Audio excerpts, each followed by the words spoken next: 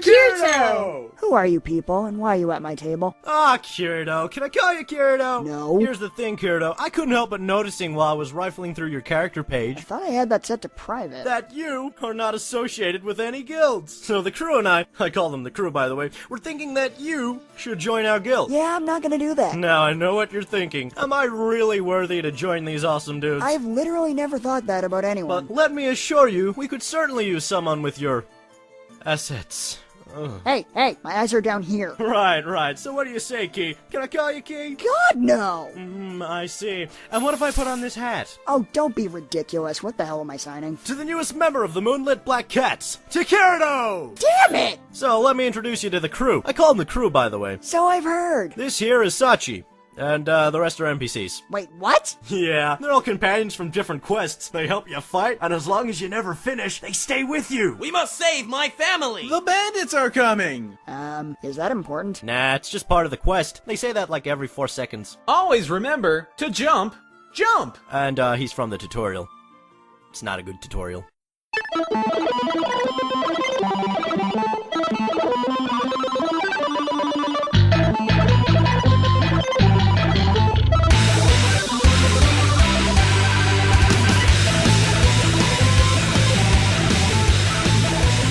Hello and welcome to another episode of the Rollin' 20s. We are the show that says if Edge is going to play Atom Smasher for Flash, when is Steve Austin going to play Egghead?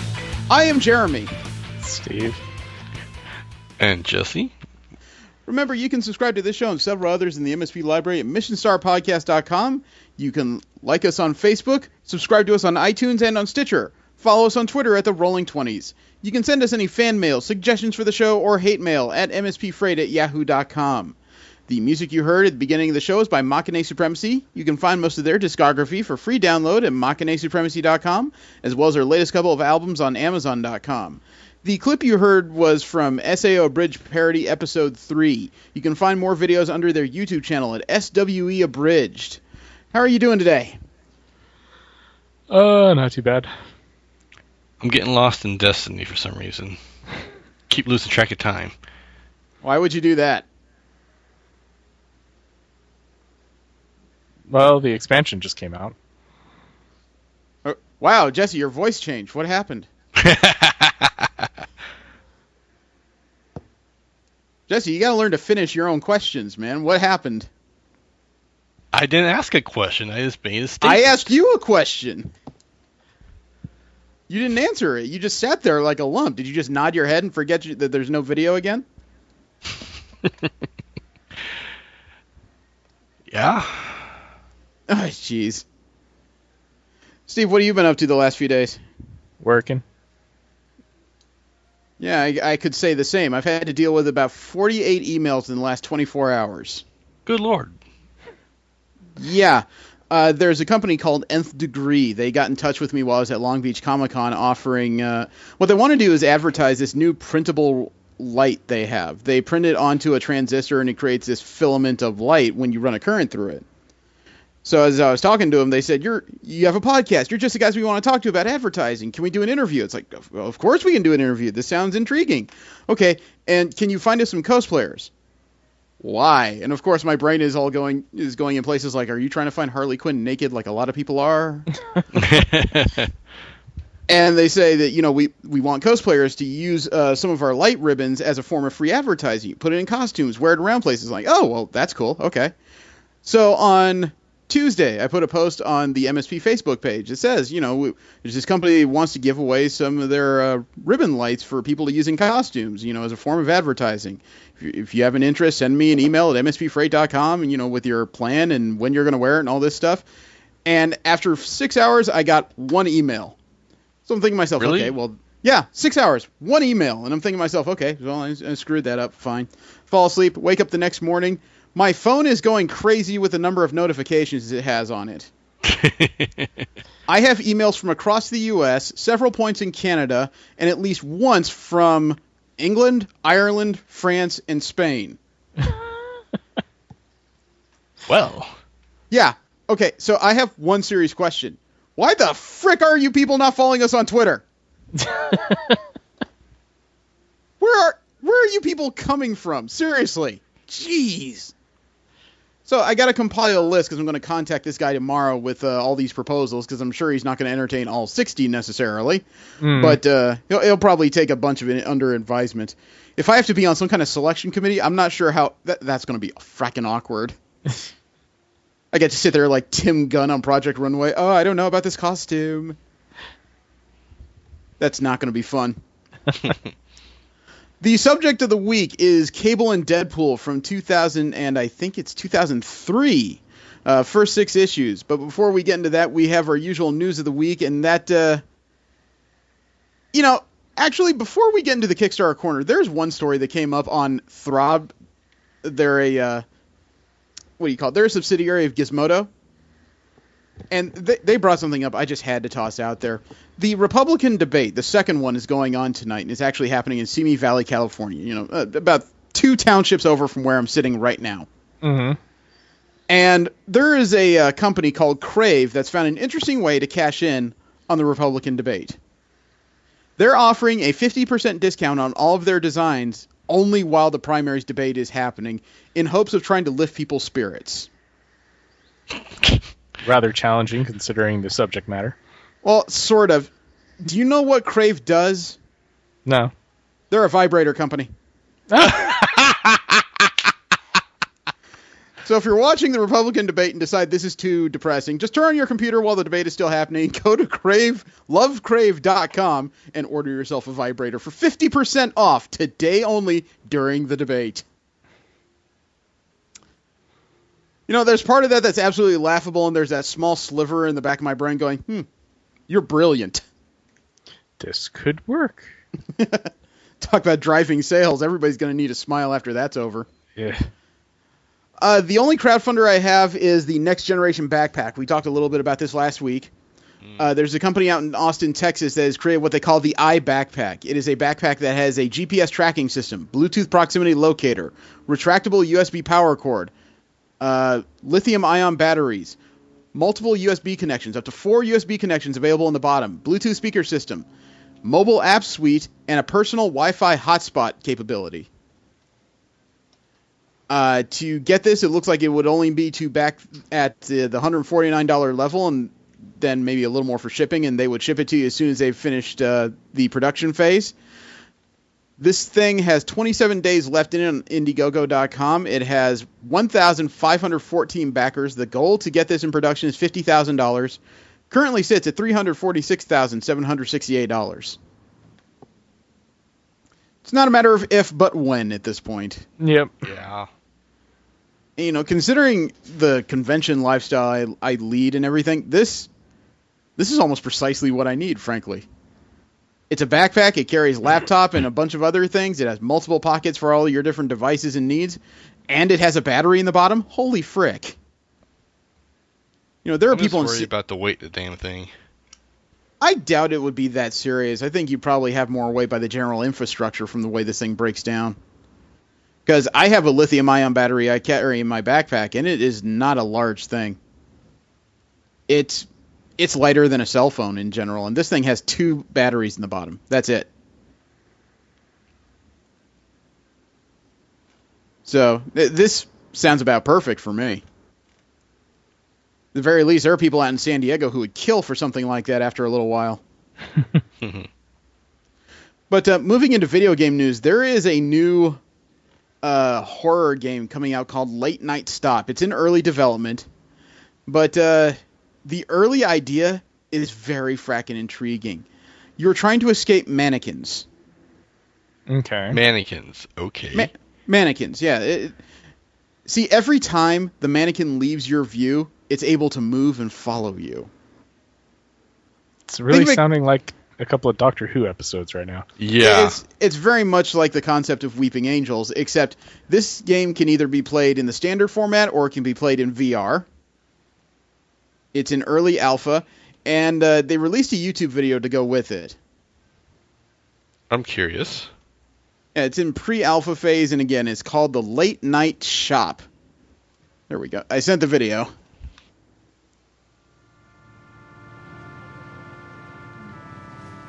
So, it looks... Is that a car or a motorcycle he's riding? It's like a car. Yep. Okay, it's a car. Promada. That sounds It's pretentious. obviously being developed by... Europeans? Yeah. Find the security office. Oh, you blink. Interesting. Yeah, that was something I read about in the initial story, is that every once in a while, the character will blink, like most people do. And, of course, blinking counts as losing sight of mannequins.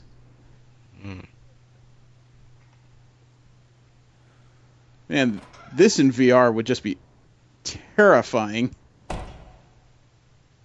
They picked a nice palette for everything. It's appropriately spooky without being like, cockroaches on walls and stuff jumping out at you. You know what I mean? Yeah.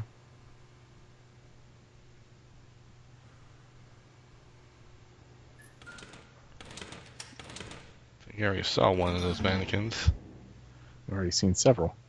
Yeah, they're not there anymore.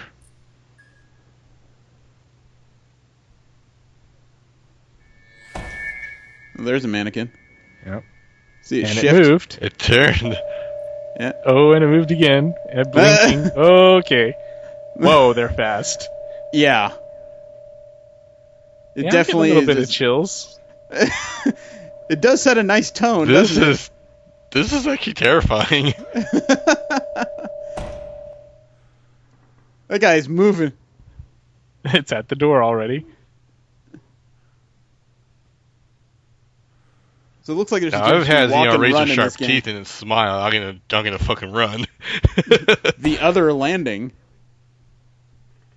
Oh Uh-oh. fuck! They got up. Did he use hero pose? Uh-huh. Wow. Other landing. Wonder what the hell that meant. That's damn. Oh god. Music's pretty well timed. Yeah, it is. It's very minimalist, too. It definitely leaves you to your imagination a lot. Oh, there's one. Oh, yeah. Now I see it. Two. Oh, God. It doesn't look like it can follow you from room to room, thankfully. Wow. They really do Oh, move and then quick. it blacks out right there. That's actually... It's not exactly an original idea after Doctor Who, but their execution is actually pretty damn good. Yeah. You know, that's one of those things where you should never play alone in a dark room, though. I have a feeling you would have a lot of trouble with rest afterwards. Stream it. Let's see. The next story we have, there's StarCraft 2 Legacy of the Void launching on November 10th. It's a second expansion pack. The story I have says the 10th. Last time I looked, it was the 6th. When was the last time you looked? Sunday. Okay, this story came out as of Sunday. Yeah, the 13th. Second expansion pack launches November 10th. Blizzard revealed it during the World Championship Series Season 3 finals on Twitch. Yep. So the release date announcement came with a cinematic trailer. Those are always good. Yeah, it was Usually. good. Oh, Blizzard makes awesome cinematic trailers. I would probably know more about that if I played any Blizzard game with any sort of regularity. I really can't think of one I have. I haven't played any. Oh, never mind. Yeah, World of Warcraft player. Hey, I kicked that habit. It's video games, not heroin. That depends on how you think of it.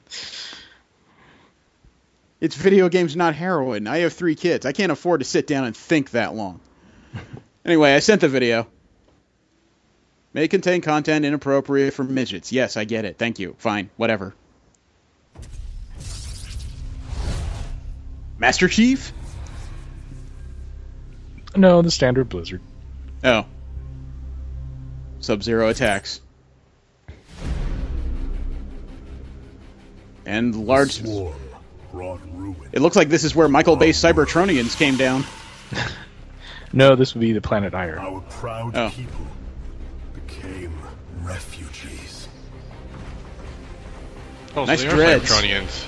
And yet, they could not shatter our unity. Predacons, attack! Yeah, that's kind of when you know you're screwed. When the Zerg come up out of the ground, you're just like, ah, damn it. Of our Oh, I thought you meant when Megatron comes down with the Predacons. That you know you're screwed then. No, I'm ignoring all of your... Ah.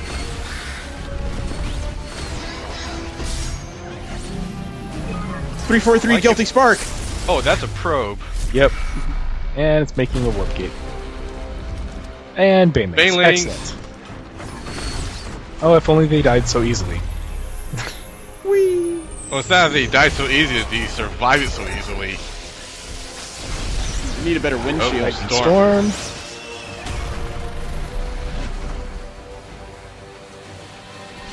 Get up, Pim. Alright, so what this the other hell one. is he Save this summoning? Oh, Oh, fuck. Ultralisk. That's okay. All you need is one pissed off one Oh, with no. a machine gun and a flamethrower. these are two That's Two Templars. Templars. Two Templars.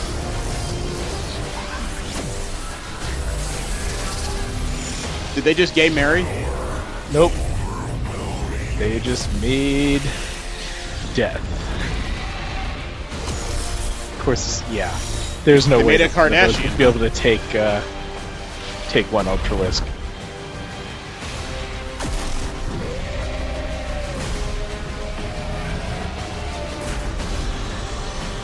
I'm kind of curious if they're going to give this ability to them in the game.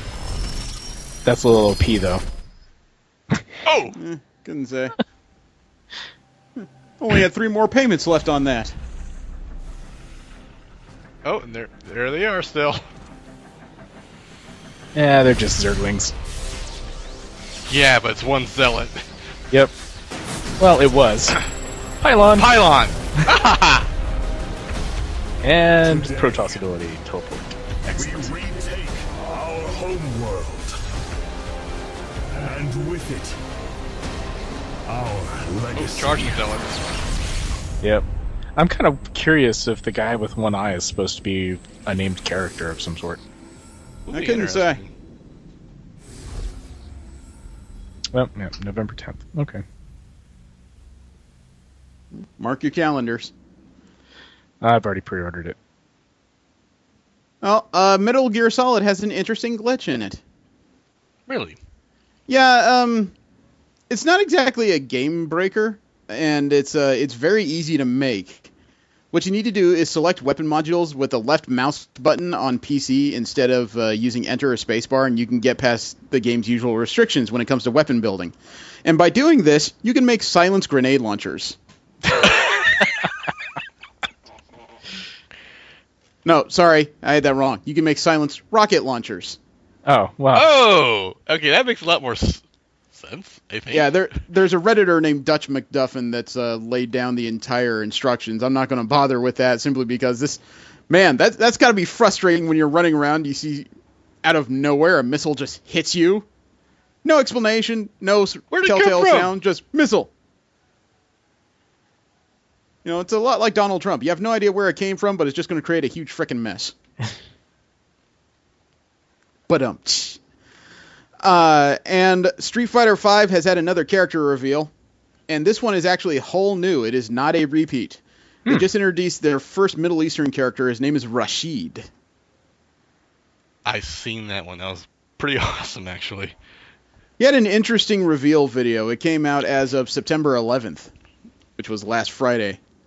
And it appears his primary ability is going to be air. I think he'll be the first character that has an elemental attack of air, where most others have been, earth or fire for the most part. I sent the video. Peggy 12. Nice of you to tell us who came out with the video. Thank you. There he is. I am Rashid of the Turbulent Wind. Remember the name well. If you're going to introduce yourself as a member of the Turbulent Wind, does that mean you came with a chili? I've watched this video, and most of Rashid's tricks seem to be counterattack.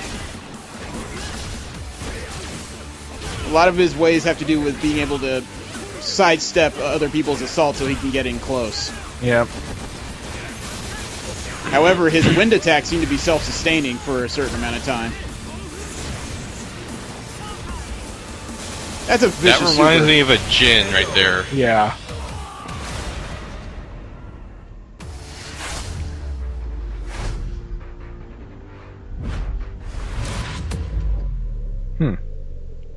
Definitely not going to be one of those characters that's easy to pin down. No, I'm sure a lot of people are going to spend some time trying to feel that particular one out since it's brand new. And as a reminder, Street Fighter V is still an exclusive for the PS4 only. Yep. Now, because we talk about video games, it's almost inevitable that stories come out about League of Legends.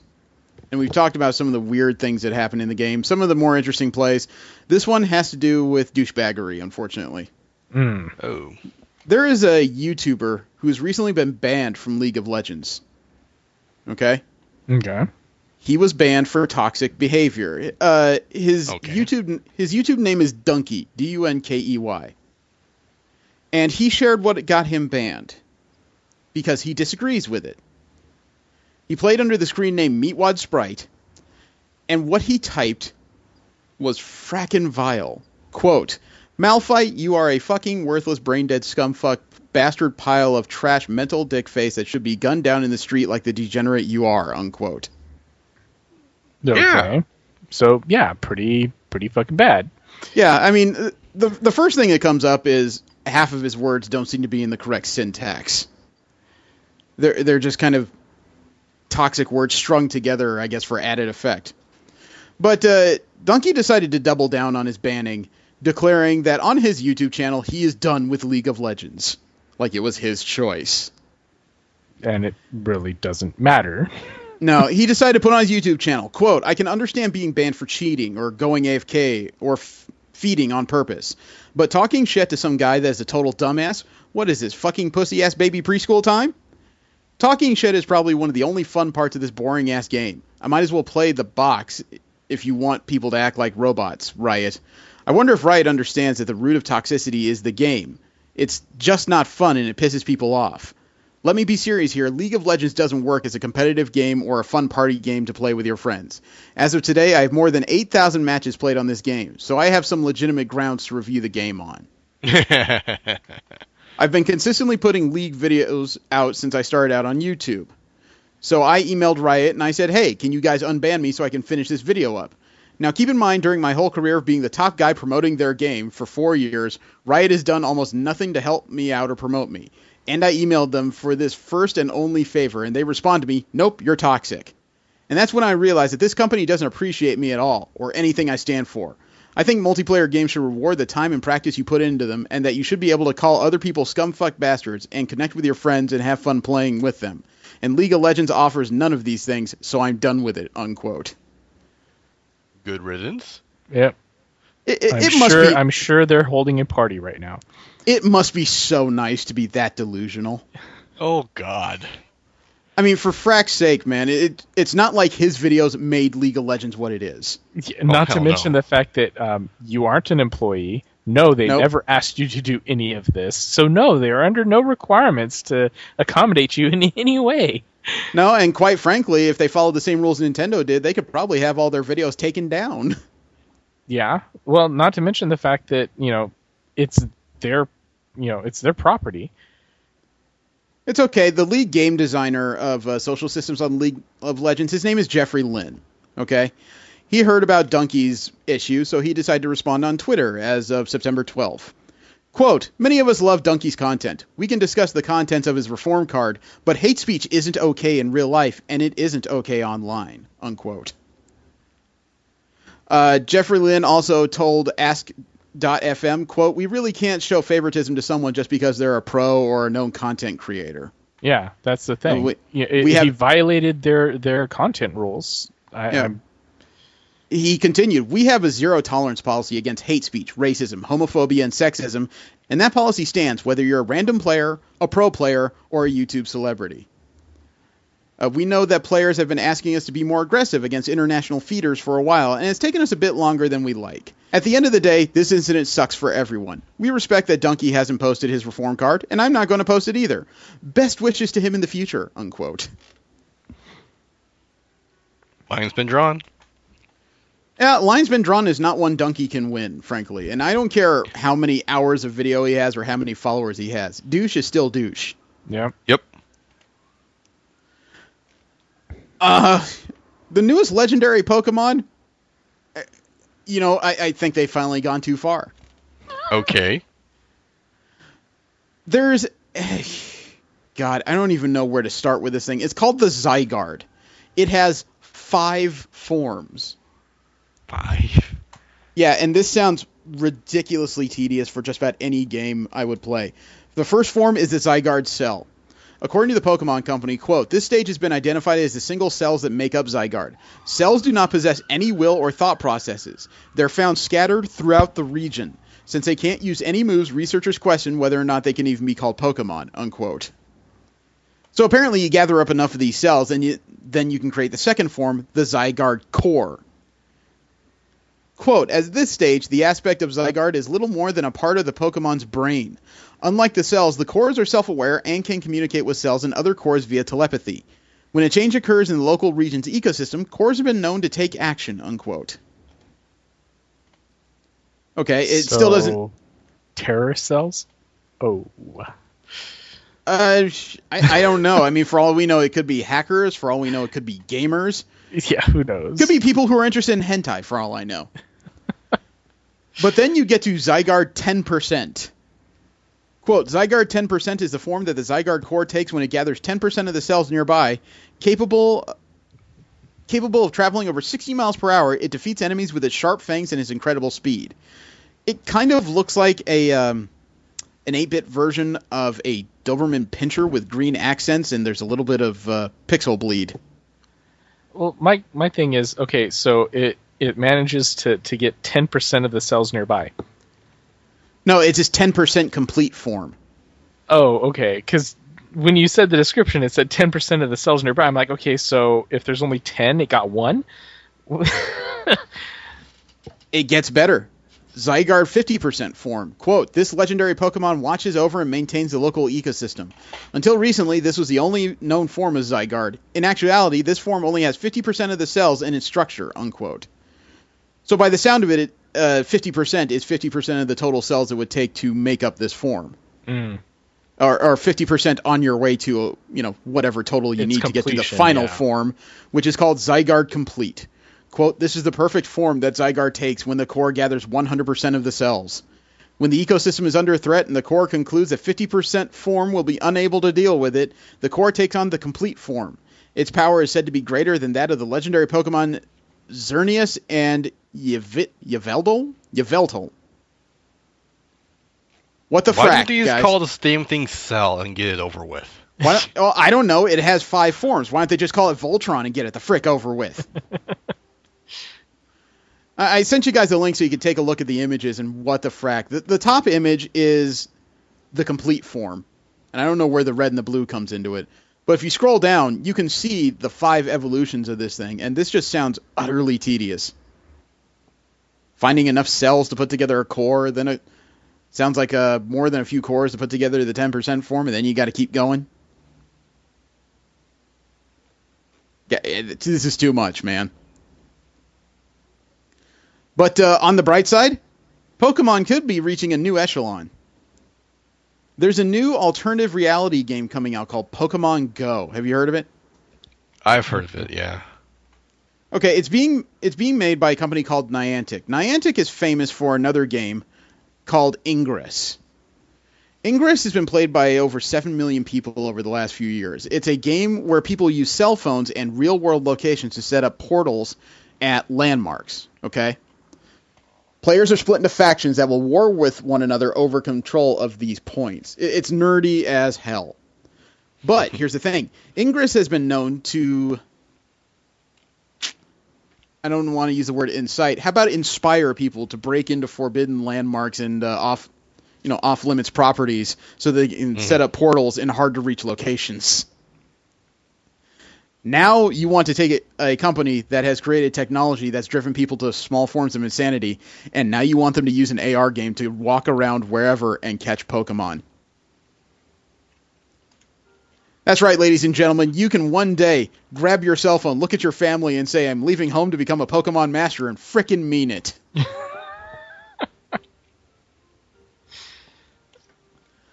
They did come out with a 2-minute trailer in regards to this innovation. Dare we? I think I've already seen it, but let's tempt fate. Oh, this is going to be something else. I sent the video. The words alternate reality game were the last thing some hardcore Pokemon fans wanted to hear last night. I understand why. Looking at these people It's a get spin-off, geared up, it's like the mobile, joke we just told but about leaving home to be a Pokemon Go master. could be the shot in the arm that the series needs. The key lies with Niantic, the developers who are working on Pokemon Go. Perhaps you've heard of Ingress, Niantic's previous game. It's a game where people use phones in real-world locations to set up portals at interesting landmarks. Okay, look. Okay, so they reference it's nerdy as Niantic. fuck, there's no getting around that. Wow. Let me put it to you this way. Okay. It's a sort of game that people fly to remote towns for. People have climbed mountains to play it. People have gotten accidentally detained by the police playing it. And Ingress doesn't have Pikachu. Concretely, we know that Pokemon Go is a game where people will travel to real-world locations to capture, trade, or battle monsters. Imagine people flying all around the You world have just to catch interact digital with monsters. Other players in real life. This opens up a lot of possibilities. Imagine, This could open up a lot of frustration. You know, at least it gets them out of the house. Capture Charizard. Yeah, but would you want to Pokemon spend the $6,000 or to fly around the world so you can contact catch a with rare another stranger Pokemon? and challenging them right there, Yeah, I just guess. like you would in the games. Imagine banding together with other players to form a real-world Team Rocket, whose sole aim is to cause havoc and steal Pokemon.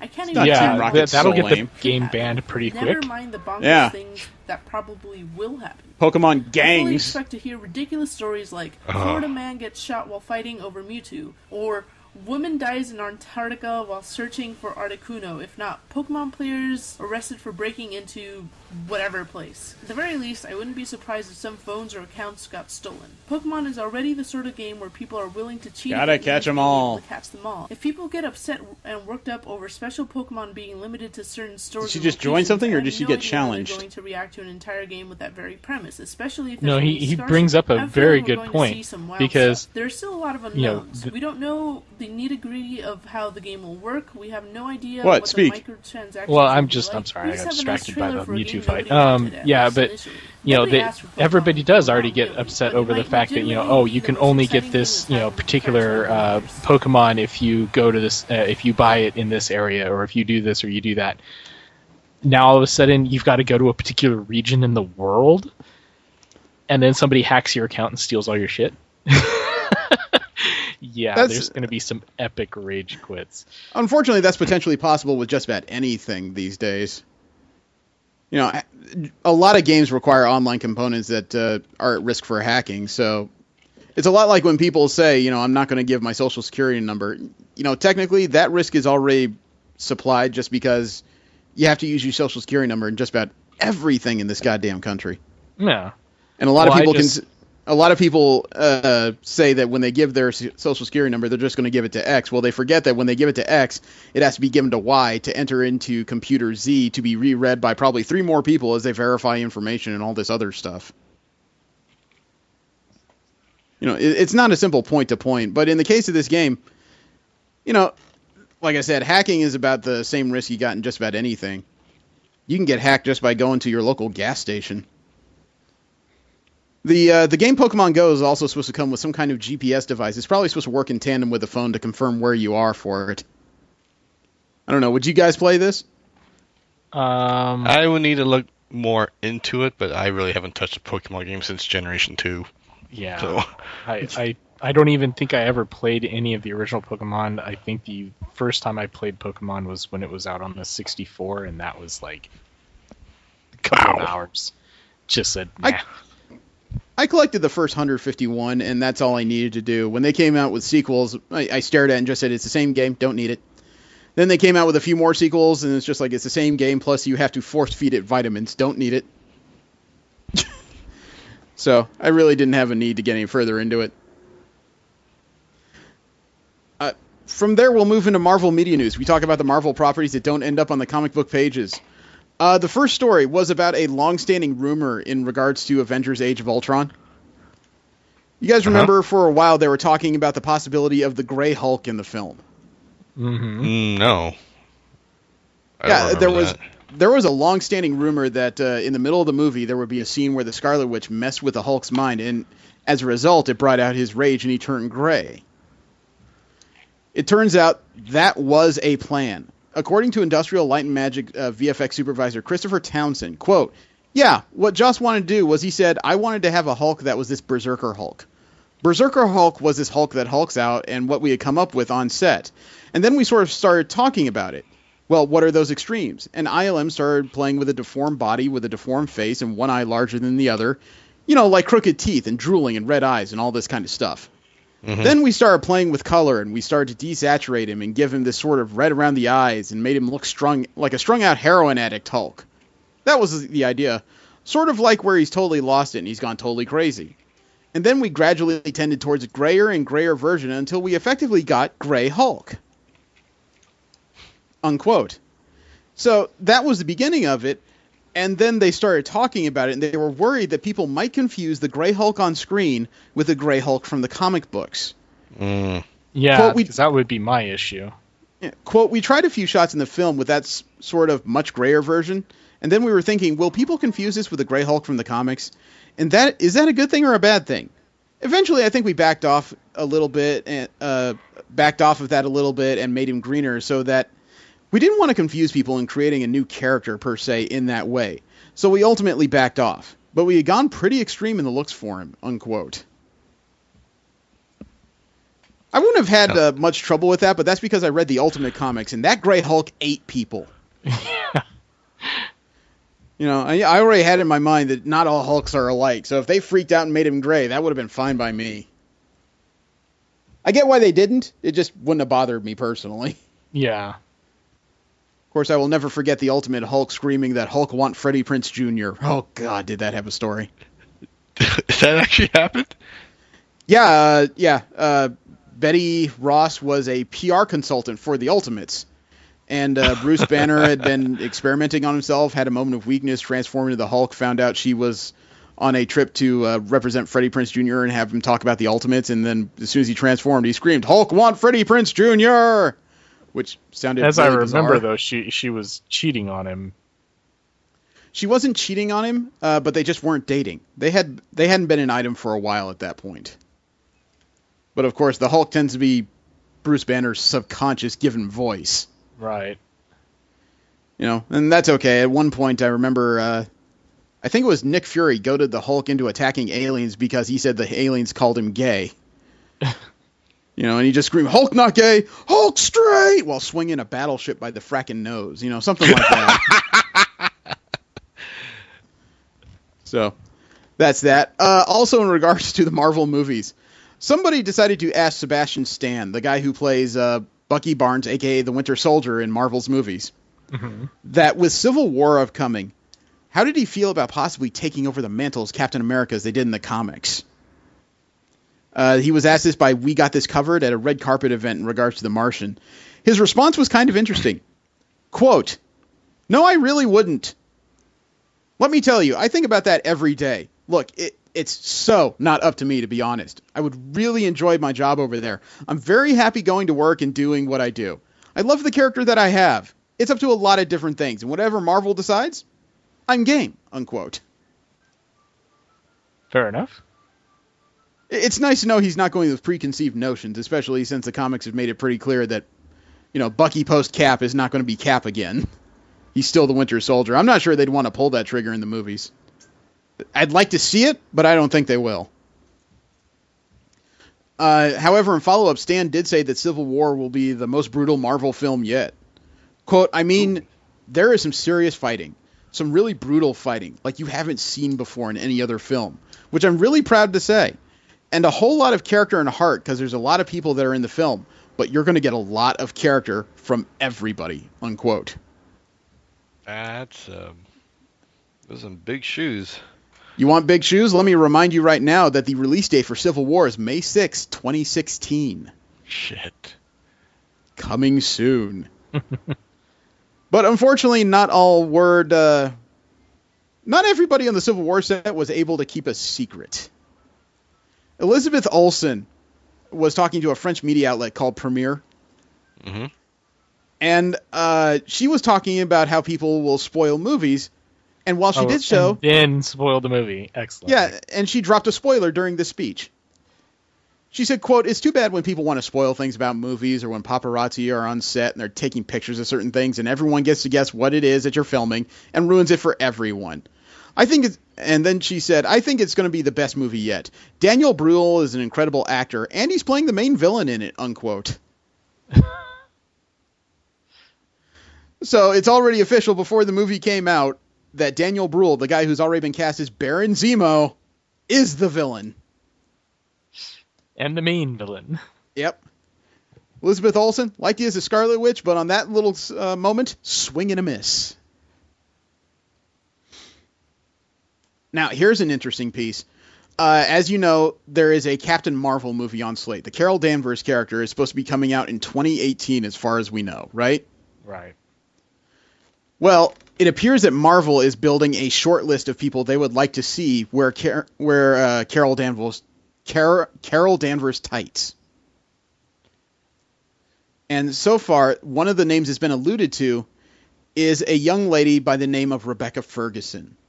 Now, I looked her up. Ferguson has not been in a lot of movies. She's relatively new to acting. The most prominent thing she's done, though, is a recent thing. She played the female lead in the movie Mission Impossible Rogue Nation with Tom Cruise.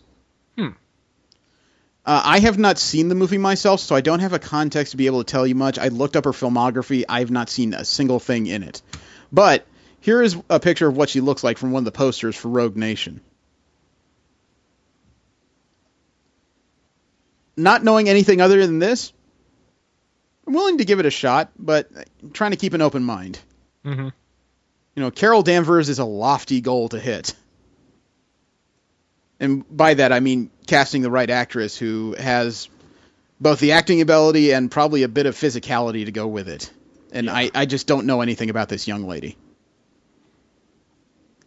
I can say, though, that Rachel McAdams has a big mouth, almost as big as Elizabeth Olsen's. Rachel McAdams didn't say what role she played, but she did confirm that she will be the female lead in next year's Doctor Strange film.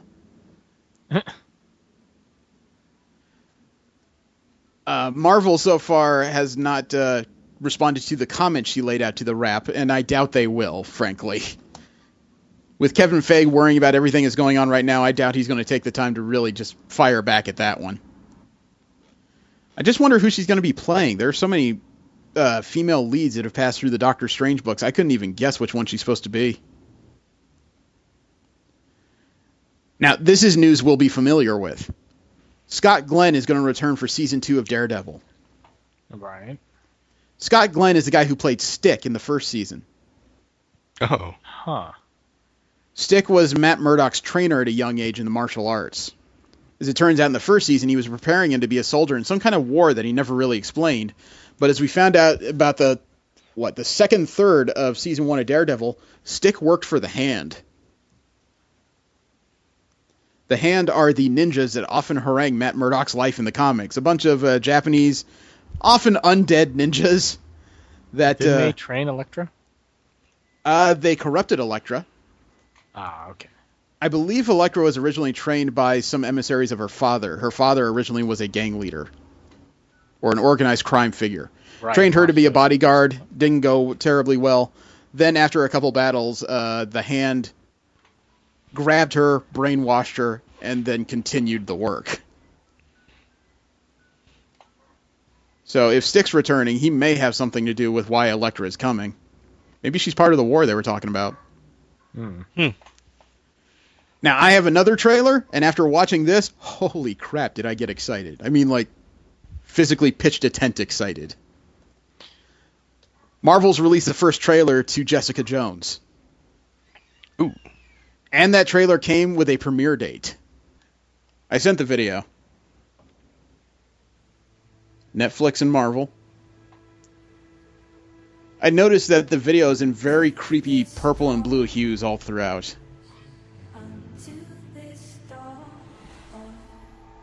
And it gives little hints to Jones' history as a private detective. Through the lens of the camera.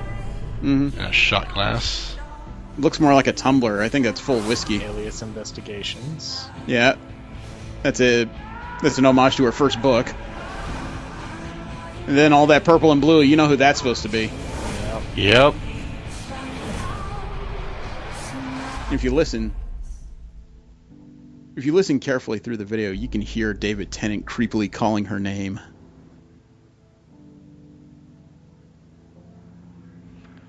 I can say I'm very impressed with the soundtrack of that.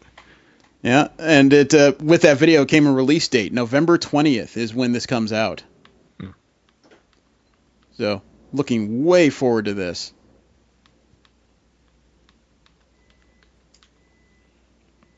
It's got a loft.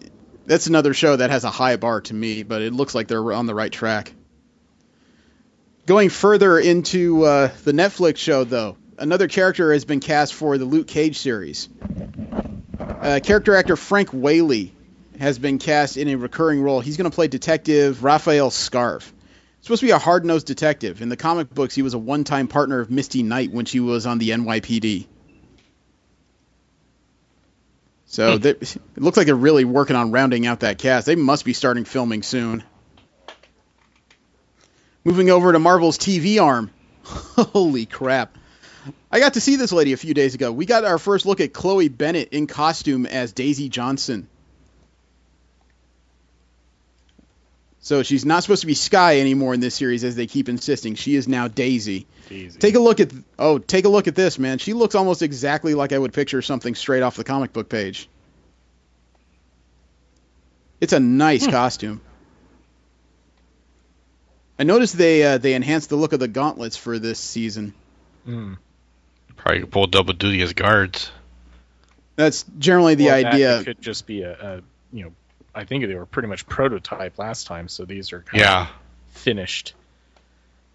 Well, they serve a pretty serious function. Quake's powers, regardless of comics or TV, have always been destructive to her and hard to control. The gauntlets are necessary to focus them. But I did see her while I was at Long Beach Comic Con. Somebody complimented her haircut, and she said she hated it. She definitely misses her hair. But believe it or not, I got to heckle her. Oh, what did you say? The press event for Chloe Bennett at Long Beach Comic Con, part of it was a bunch of Girl Scouts did some extra work, and they were getting a special badge during the event. And Chloe was one handing them out directly to the girls, which is awesome. She was high-fiving them. She was being really friendly and bubbly with everybody. And then halfway through, she was handing out badges, and she said, this is awesome, but I never got a badge of my own. And there I am at the front of the photographers. I thought S.H.I.E.L.D. gave you a badge. And she looked at the photographer directly to my left and said, "Oh, that's right."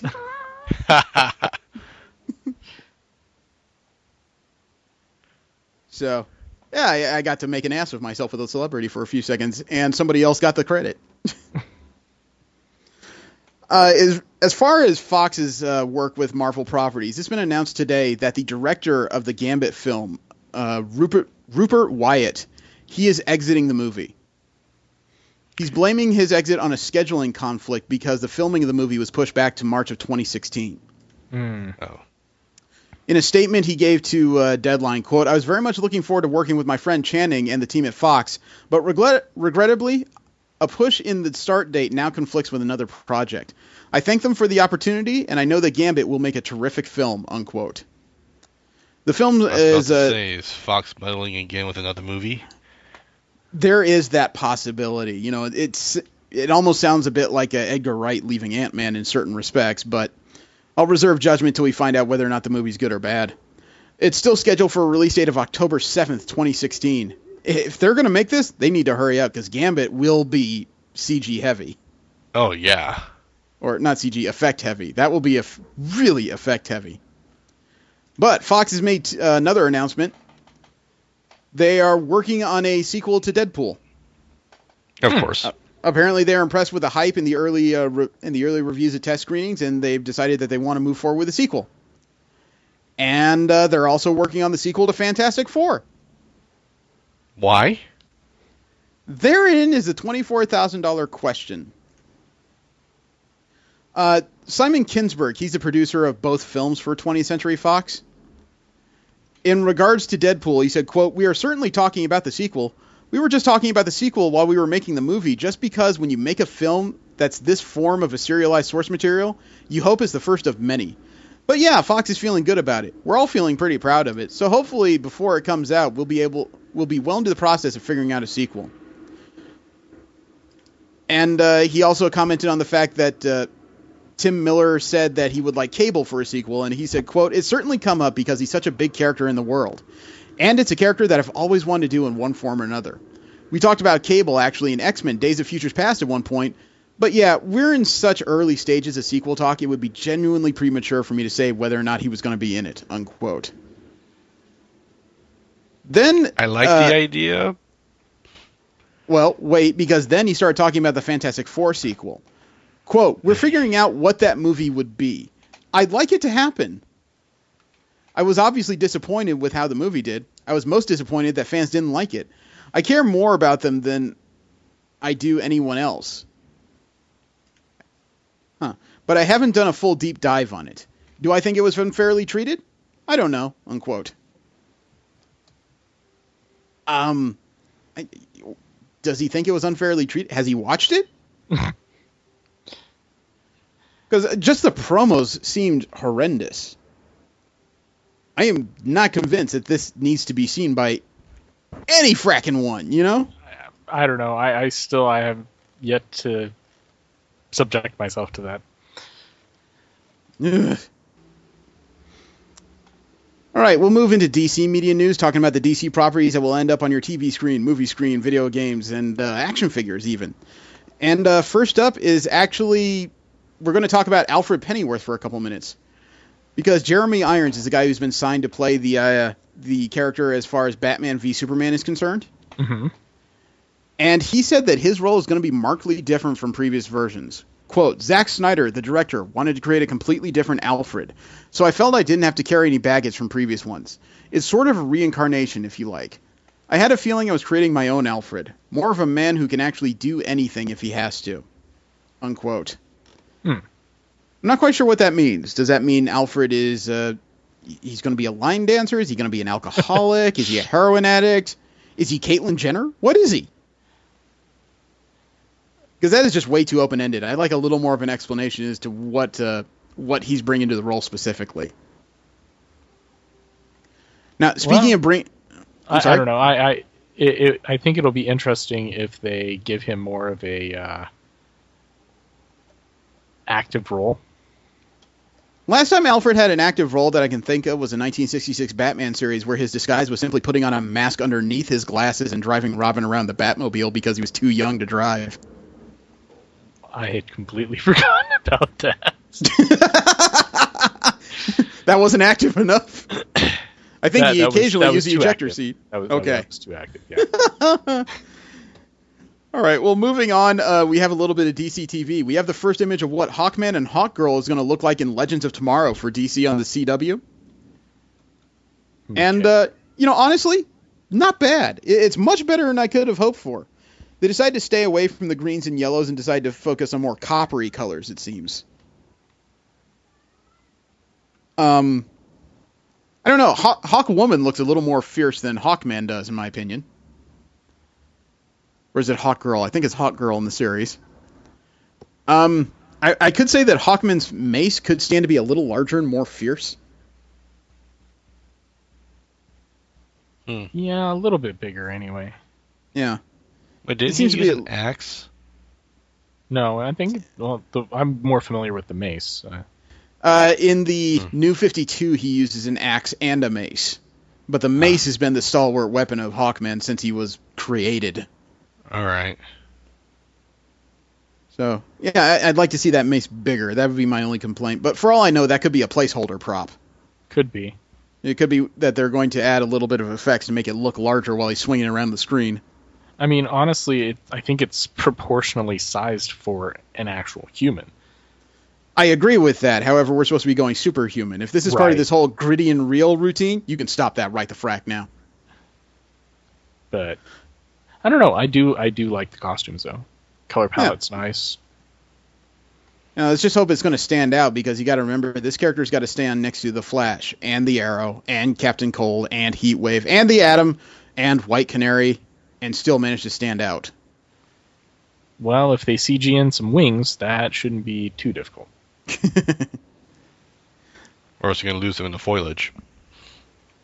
Foliage? Greenery, whatever.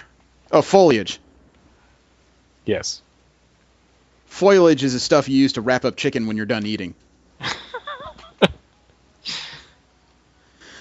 Let me see. Andrew Kinsberg, he's the executive producer on The Flash. Somebody decided to play a word game with him about the status of the characters going into season 2 of the series. And he decided to use some interesting phrases for several of them. When he said, now, the interviewer from Entertainment Weekly asked questions in the forms of just character names, and he was just supposed to give very simple answers, right? Mm-hmm. When it came to Barry Allen, his answer was New Love. Iris West, Face from the Past. Caitlin Snow, Brrr. Duh. Cisco Ramon, Metahuman. Harrison Wells, Alive? Joe West, Stalwart. Ronnie Raymond, Bravery.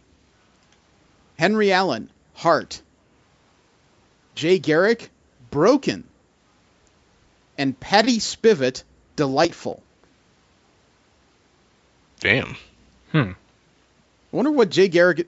When he says broken in regards to Jay Garrick, I have a feeling he doesn't mean the character so much as maybe the doorways to the multiverse. You know, It's possible. it's only a guess. But there is an extended trailer about 1:16 long when it comes to the next season of The Flash, which I believe starts up... I think it starts up early next month, doesn't it? Oh, yeah, October 6th. Comes out the same day as Transformers Devastation.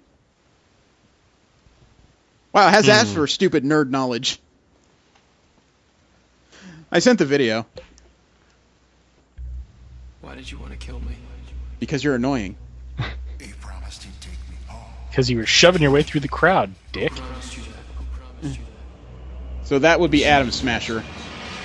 Oh, Zoom, okay. Zoom sent me here to kill the Flash.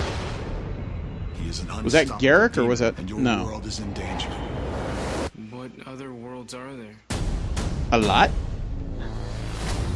When you created the singularity above Central City, you created a breach, a portal. If you got through, there'll be more to follow. Hi, I'm Patty Spivot. You do realize that. So Patty Spivot's supposed to be the new love interest for Barry Allen. But I want to stop them. Oh, man, this match is huge. Should see my Nerf collection. Yeah, that's his power's growth You should in proportion to She strength. believes in the Flash.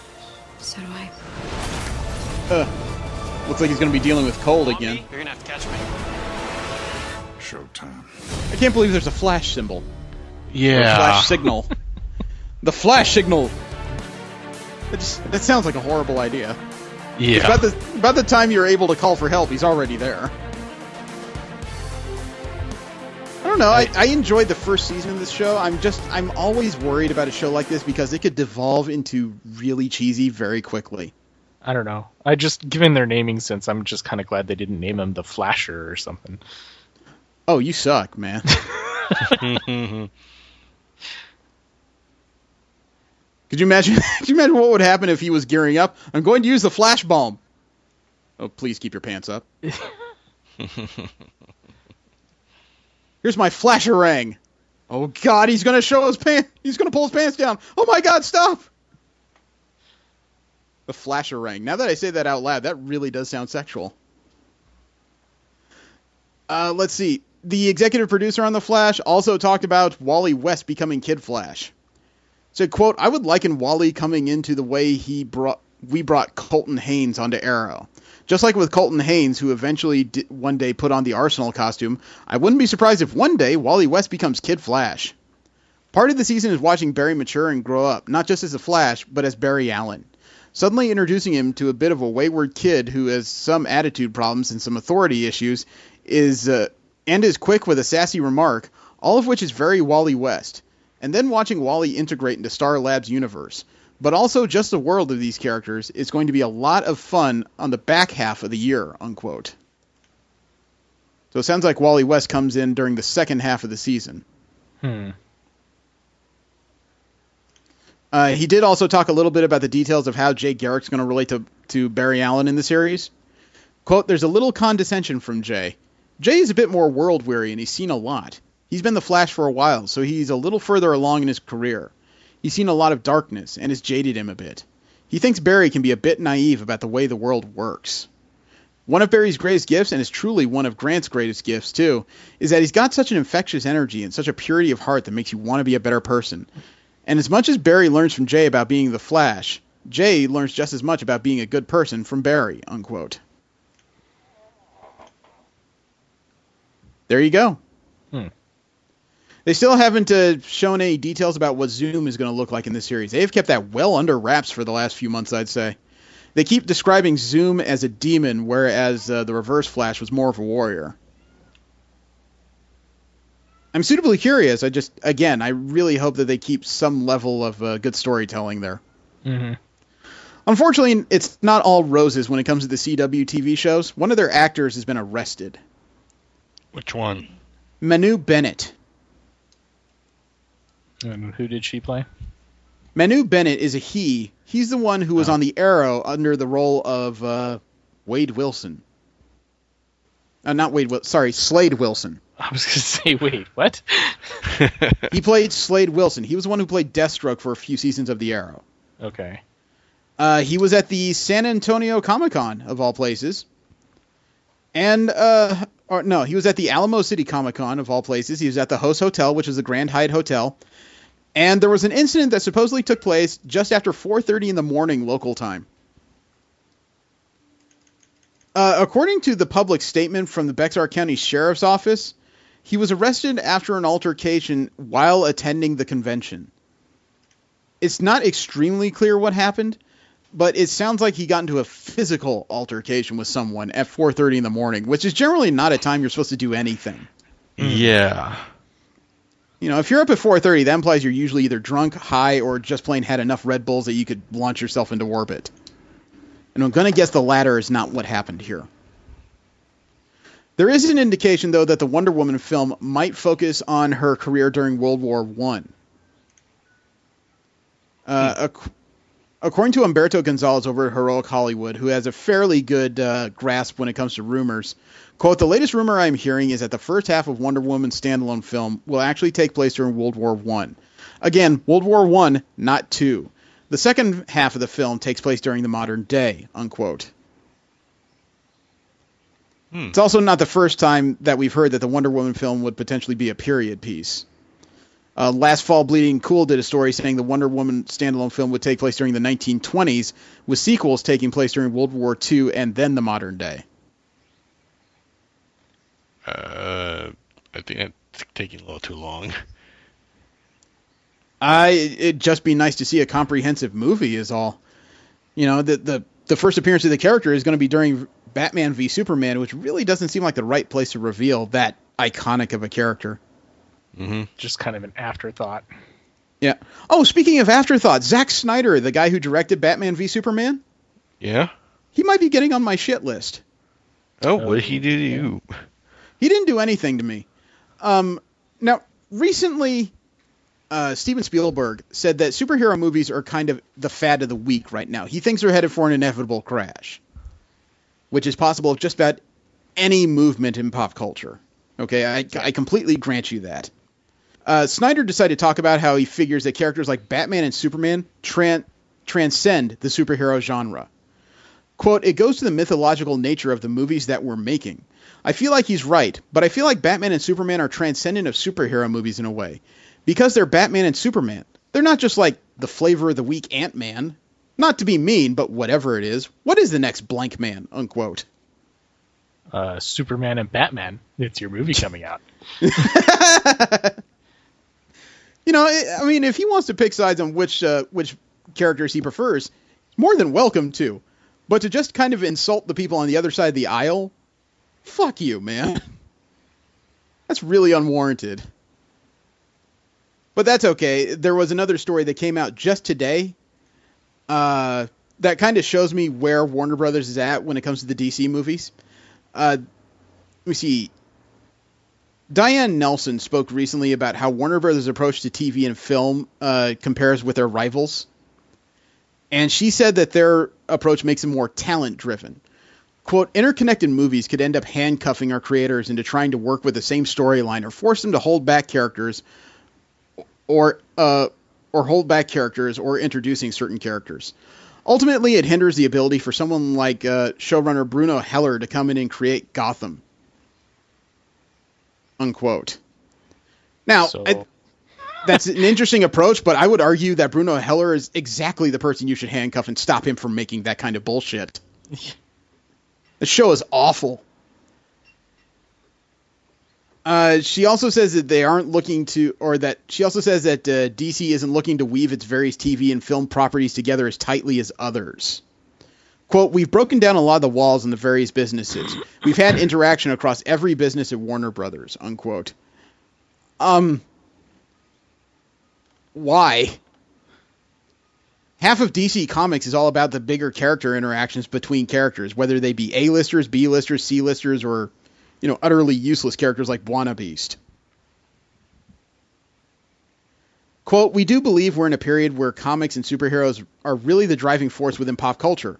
We have to be really sensitive to making sure we're not creating any stories that don't feel like they're ready to be told. We have to make sure we're getting the right story and the right content from the talent we work with. Ultimately, we think it's a great story. We think if it's a great story, people will go out to see it, unquote. We have to make sure we're getting the right story and the right content from the talent we work with. That sounds almost exactly like what Marvel did with their creators. They wanted their story from their picked talents. Yeah, and they took a chance with some obscure titles and told them, shit, look what we got. Yeah, I know. I was talking with somebody about that during just before Long Beach. And I talked about what a risk it was to have a movie like Guardians of the Galaxy, which was really unknown outside comic books. And the guy said, it wasn't really that big of a risk. Really? Not that big of a risk? Their main character is called Star-Lord. Okay? That doesn't exactly sound like a winner. And then you have a talking raccoon, a talking tree, green guy who's not the same as the Hulk, green woman who's not the same as She-Hulk. Nobody knew these people outside the few individuals actually reading Guardians of the Galaxy. Yeah, I mean, honestly, Guardians of the Galaxy was not a super huge comic. No, I'd argue it isn't Guardians... like one of those names that everybody knows. No, Guardians was probably a bigger risk than Ant-Man, for freak's sake. Yeah, because Ant-Man was an Avenger. Yeah, and I will totally grant that probably half the reason they took that risk is because they didn't have access to some of their bigger properties when they started work. X-Men, Fantastic Four, well, maybe not bigger, I should say more well-known properties. Still don't have access to Namor the Submariner. And now they're Fox dealing has with that one? Universal, really. Really? Universal still has the rights, and they still have the film rights to the Hulk, but they haven't signed any new partnership deals. Huh. So, I mean, part of Marvel's ingenuity probably has to come with the fact that they can't deal with certain characters, so they're trying to find what else in their library could create good stories. And what have they done? I mean, frack, I'm actually interested in Daredevil because of that series. I've never been interested in Daredevil. But at least they're taking a shot in the right ways. I mean, geez, Gotham, you could end that show right now, and I don't think you would really have that big of a loss. When it comes to general media news, the properties that don't end up in Marvel and DC's little camps, the first story of this week was really surprising to me. For probably the second time in history, Godzilla's going to fight King Kong. Okay. According to Deadline, Legendary Pictures is moving forward with a Kong Skull Island from Universal Pictures. It's going to be the sequel to the first King Kong reboot they had. Then there's going to be a Godzilla sequel on March... Let me see. The plan is for Kong to come out on March 10th, 2017. That would be Kong Skull Island. Then the previously announced Godzilla sequel will come out in June 8th, 2018. Then there will be a third film happening that puts Giant Lizard versus Giant Ape. The two are going to fight it out on the big screen. Huh. Yeah, but I'm trying to think about... I haven't actually seen the recent Godzilla movie, but Godzilla in that movie was freaking gigantic. And Kong, unless they make him just as big, I don't know. Well, Kong is not small either. Yeah, but, last time I saw his depiction in size, it was about, 3 stories tall. I couldn't say because I didn't actually watch the film. I got about halfway through Peter Jackson's little weirdness, and I got bored. Well, I know he fought 3 T-Rexes, and the T-Rexes are roughly about 3 stories tall. I don't know. I haven't met any. I mean, the only T-Rexes I've seen are all CG. Which one did you meet? I look at books. I was hoping you were going to say. I was hoping you were going to say Khloe Kardashian. I mean, she's a meat eater, obviously. There's a new trailer out for the new Jungle Book film by Disney. Really? Yeah, this one's been directed by Jon Favreau. It's an adaptation of the 1967 animated film by Disney, which was based on a Rudyard Kipling book. The trailer is out by Fandango. It's under 2 minutes. Yeah. We curious? A little bit. All right. Well, I sent the video. So this is the one that had Scarlett Johansson and Bill Murray in it, too. Apparently. Well, we talked about this. It was surprising how many stars are attached to this particular property. Are you alone out here? Look, the Jungle Cruise. What are you doing so deep in Dagobah.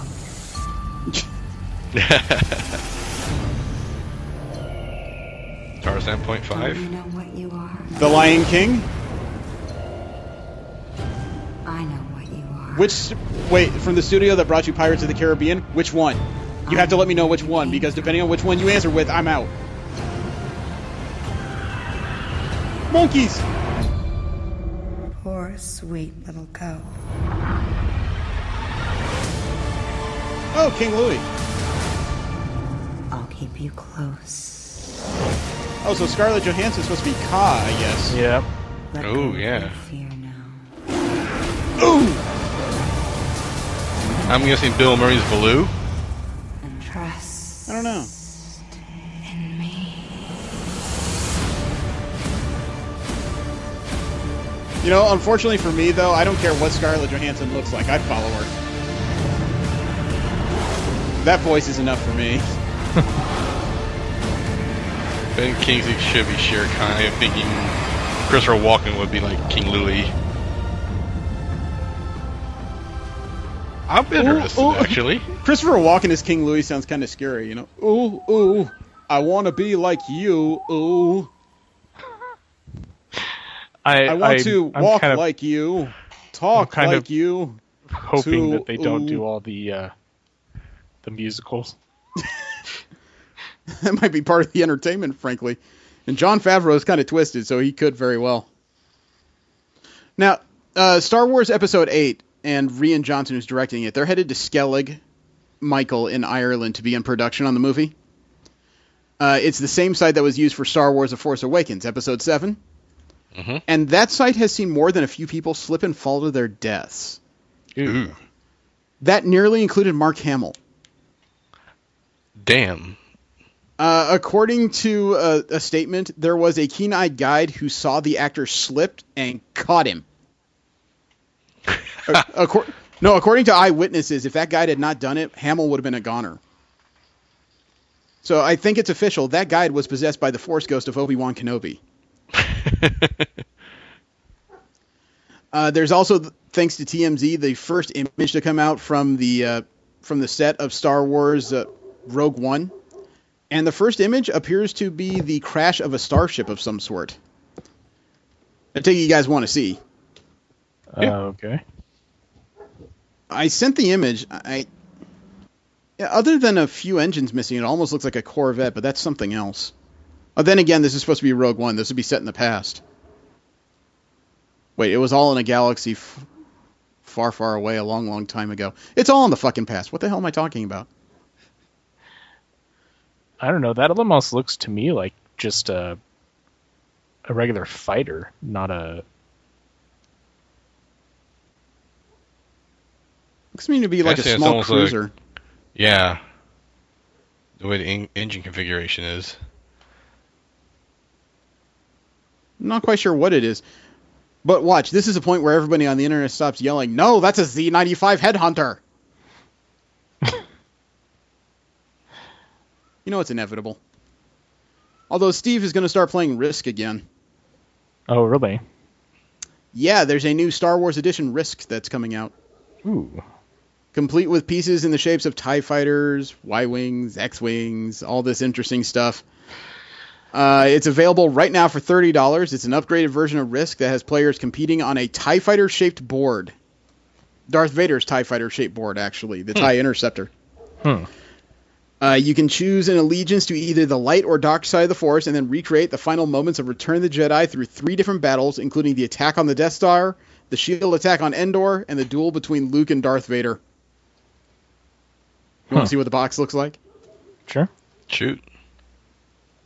You think this will make it on that list of board games that could be really expensive as collector's items one day? It's quite possible. Oh, I saw this. Okay. Still trying to discern how this... I'm trying to discern how the zones fit together, but I have a feeling that would really require an instruction booklet to fully explain.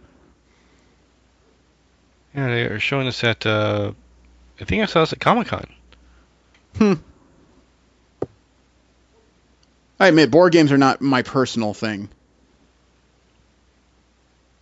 But this does look wonderfully complicated.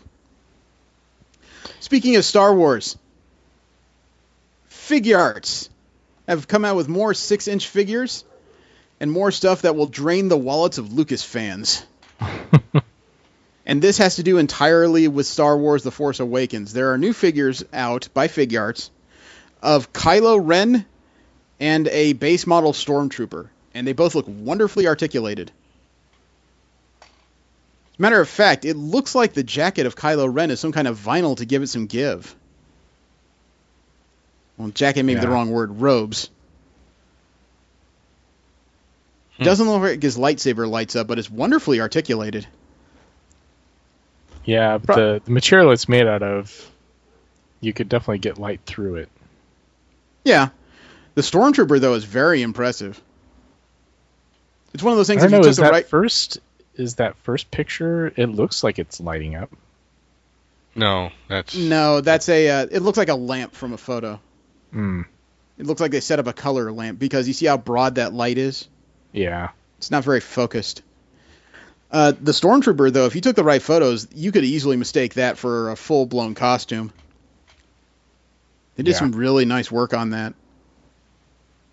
I doubt it would stand in that running position like in the last picture, though. I think you would need a stand.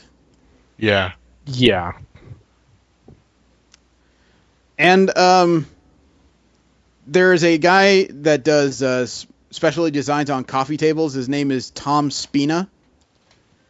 He's designed a coffee table that I know people would frickin' kill for. He created a coffee table in the form of the Millennium Falcon as it flies through the asteroid field. You laugh, but I don't know a single person who's even moderately interested in Star Wars that would turn this down if it was possible for them to put them in their living room. Ah, yes. That is really articulated. Well, not articulated. It's really detailed. And if you look at the back view, that's not the only ship flying between those asteroids. There's one right behind it. Yeah, take a look. That's the back side of the table. Huh. Someone conceived this thing and then hired Tom Spina Designs to make it. It is going to be a one-of-a-kind coffee table. Yeah. And that TIE fighter behind it is an actual Hasbro TIE fighter that was painted and then put as part of the table. Interesting. Somebody's got some money. Speaking of action figures, have you guys seen the new Metal Gear Solid action figure? Mm-mm. No. Dude, this thing is going to be about $65. It is going to be the thing that most Metal Gear fans are probably going to stab each other in the eye for. Which will improve their cosplay, but not helpful. It's a Figma. No, it's not a Figma. It's made by a Japanese company called Union Creative. I'm not familiar with them offhand, but as you can see from the pictures, it has a lot of different options as to what you can do with it. Yeah, not to mention all the different accessories loadouts and whatnot, accessories, yeah. Yeah. And it looks like even the cyborg hand may be fully articulated. Eye pose. Yeah.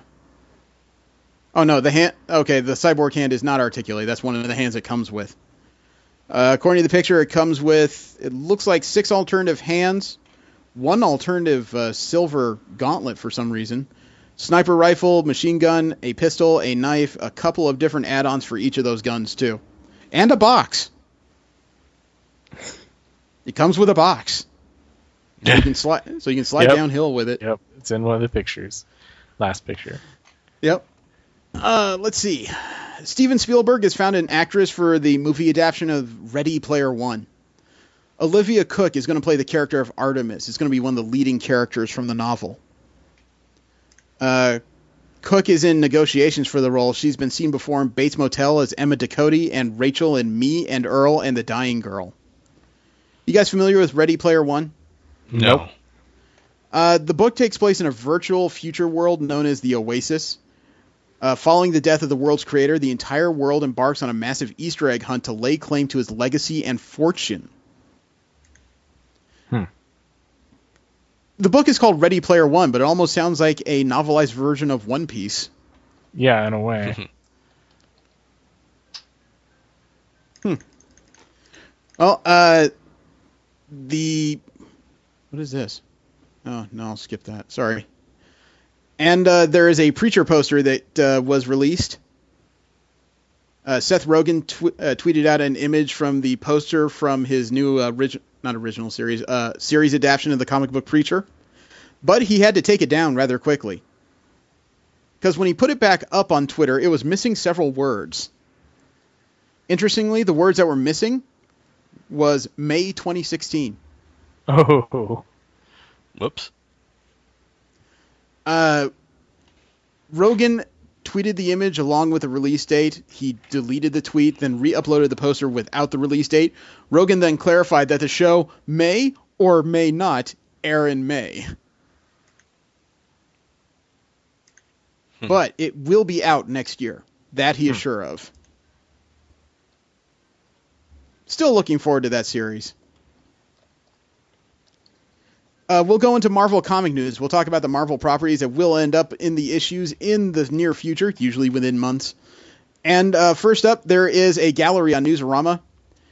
It takes a look at what's called Marvel Point 1. It's going to be a preview of the 8-month jump post-Secret Wars. And I flipped through this. It has got some interesting imagery in it. There's one image here I'm having a little trouble trying to figure out what's going on. I see two characters. It looks like climbing up a mountain. Then walking around from the side of the mountain is a Celestial. That's never a good sign. For those who don't know, Celestials are kind of cosmic beings who do experiments in evolution. Then when things aren't going well, they destroy the planet and move on to the next one. They've come to Earth several times. Apparently we're doing shit they don't like here. I see a preview image from Contest of Champions, including the Maestro, Classic Venom, and Medusa, and it looks like the whole thing's being presided over by the Collector. Doesn't that go to figure? Sure it's Venom and not Carnage? Yes, I'm very sure that's Venom. Venom has teeth and that black and white symbol on him. Carnage has never been black. Oh, okay. Some to the subsequent pictures. No. Let's that's see. The Wasp? No, that's Crystal from the Inhumans. This is Uncanny Inhumans. Oh, right. It looks like she's checking out a new Inhuman exposure. And then there's Carnage. It looks like threatening somebody from an issue of his own new series coming. There's Daredevil in his new black costume. And kicking ass. Technically, it's not new. He wore that costume or a more scary version of it in Shadowland. And then it looks like a preview from an upcoming S.H.I.E.L.D. issue. Is that supposed to be... I think it's supposed to be Agent Simmons down there. Yeah. With some kind of mark on Mark 1 Iron Man armor. No, Mark 2. No way. Yeah, that's Mark 2 or 3. The Mark 1 Iron Man armor was that gigantic silver ugly thing. Yeah, that's that. I corrected myself. Let's see, Rocket Raccoon and Groot, and then it cycles around again. I've heard a lot of people complaining online about the shakeup that Marvel Comics is doing, and frack.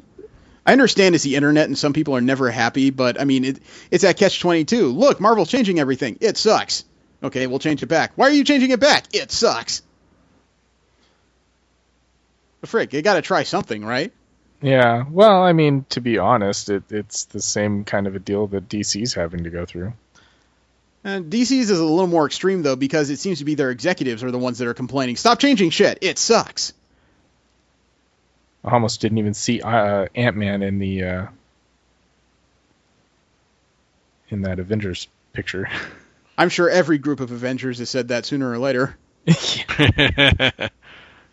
But Marvel has an interesting initiative. They're doing a campaign to promote the second issues of All New, All Different Marvel. The reason for that is because just about every comic book has the same thing happen. They come out with a new number one, sales skyrocket, and then with the second issue, a lot of the casual collectors drop off because they got the number ones, and then you're left with something closer to your actual readership, right? Right. Well, Marvel is doing a campaign to promote the second issues in their new lineup. They're trying to limit that drop-off. Apparently, most of the new number ones are going to end with a cliffhanger, and then they're going to start promoting the second issue in that line to try and continue the readership. Huh. It's not a bad idea. It's different. It's hard to gauge how successful that'll be because, as I said, a lot of people buy brand new number ones as potential collector issues. That's one of those things that was started in the 90s, and it's never really gone well. Yeah. Key issues have to do more with character reveals and changes than it has to do with number ones on any series. But speaking of shakeups, as of Invincible Iron Man number 4 in All New, All Different Marvel, as we discussed, Tony Stark is on his own. He's developed a brand new armor that has the abilities of all of his prior armors wrapped up into one package. He's trying to consolidate, right? Mm-hmm. He apparently does not have Stark Industries anymore, and he's on his own. But as of issue 4, he's hiring help. Okay. And this one is scratching a lot of people's head because he's hired a redhead. Oh, I know. Then it's not Pepper Potts. No. It's Mary Jane Watson. Oh. Yep. The thing that's that on its own is curious. But as we said, Marvel's going through a shakeup just so they can tell a new group of stories, which is their business. The thing that's kind of gotten people curious, though, is remember we discussed One More Day? Where Spider-Man's marriage was cosmically undone across their lineup. Right. It was said in the interview that Tony Stark knew Mary Jane Watson from the time she lived in Avengers Tower. If One More Day occurred and they were never married, why was she ever living in Avengers Tower? Don't know. So there's a lot of questions that really need to be answered here. There's another released image from the all-new Sam Wilson Captain America #1 coming out, I believe, this October. The fact that series is continuing is not really news. It appears that sales for the Falcon as Captain America were pretty robust, and they're going to continue that. What does make this news is that in his very first issue, he has to deal with a big bad. Although he has Misty... no, he has Misty Knight helping him in a costume that for some reason has a bare midriff, which I don't understand why you do that for Misty Knight at all. That's a different conversation. No, the problem is, as Misty Knight was beating up Hydra agents, the Falcon, or Captain America, I should say, was flying above them. He was suddenly shot in the shoulder. When he hit the ground and recovered, he realized who shot him in the shoulder. One of Steve Rogers' oldest friends, Crossbones, decided to bring him down. Oh. So the new Captain America, for the first time, is going to fight Crossbones, the guy who killed Captain America. This ought to be fun. Although in the preview pages, it does detail something else that requires some explanation. It looks like as part of his training, Sam Wilson is fighting Misty Knight, and it doesn't go well, but you're not going to believe who apparently is part of his support crew. Who? It's the D-Man. That's not a euphemism for any... No, D-Man. Formerly known as the Demolition Man. Remember the part-time wrestler who was an Avenger for like 5 minutes before they found out he was on drugs and out of his mind? No. He looks kind of like some freakish cross between Daredevil's original costume, Wolverine's brown costume, and then he has this giant D on his chest. For some reason, Sam Wilson has hired the D-Man to help him. Which is ironic, because D is exactly where he falls in the rankings. So it's very bizarre. There was also a preview release for the first few pages of The Amazing Spider-Man. The all-new Amazing Spider-Man, the one where Peter Parker is owning Stark Industries. Mm-hmm. The weird part is not necessarily that he's, doing this stuff, which is kind of par for the course right now. Or I should say, what the interesting part is not the fact that in the first few issues he's testing out the spider buggy, which, you know, anybody who's been following comic books for more than 5 fucking minutes knew was coming in this series, right? Right. The interesting part is who he was doing it with, because this creates a whole new list of questions. I'm going to send you guys the image from what I presume is the first big splash page of the series. You'll see Spider-Man in this spider buggy that looks like something straight out of Tron, frankly, Tron Legacy. And apparently has Mockingbird? Yeah, that's who that is. The Mockingbird, in a brand new costume I've never seen before, was helping him test out the spider buggy. I'm guessing he's doing something for talking S.H.I.E.L.D.? to Fury. Yeah. No, Mockingbird doesn't work for anybody. She opened her own agency. My guess, personally, I think he hired a security consultant. If you think about it, there's not many people who would know more about breaking into places than the Mockingbird. Former S.H.I.E.L.D. agent, runs several spy agencies. You know, usually plays an independent for hire these days because trusting people is just not in her nature anymore. Still doesn't explain why Nick Fury's on the windshield. Might That's be the new Nick complaining Fury. about all of the... All the shit coming off that buggy? Yeah. Yeah, I guess. I'm looking at that going, what the fuck? I'm going to guess he's pulling a favor because the second issue has to do with a bunch of guys driving underneath the freeway. It looks like they're armed to the teeth. So Spider-Man takes that thing from on top of the overpass to driving on the underside of the overpass. Okay, alright. I'm looking at this thing, at the buggy.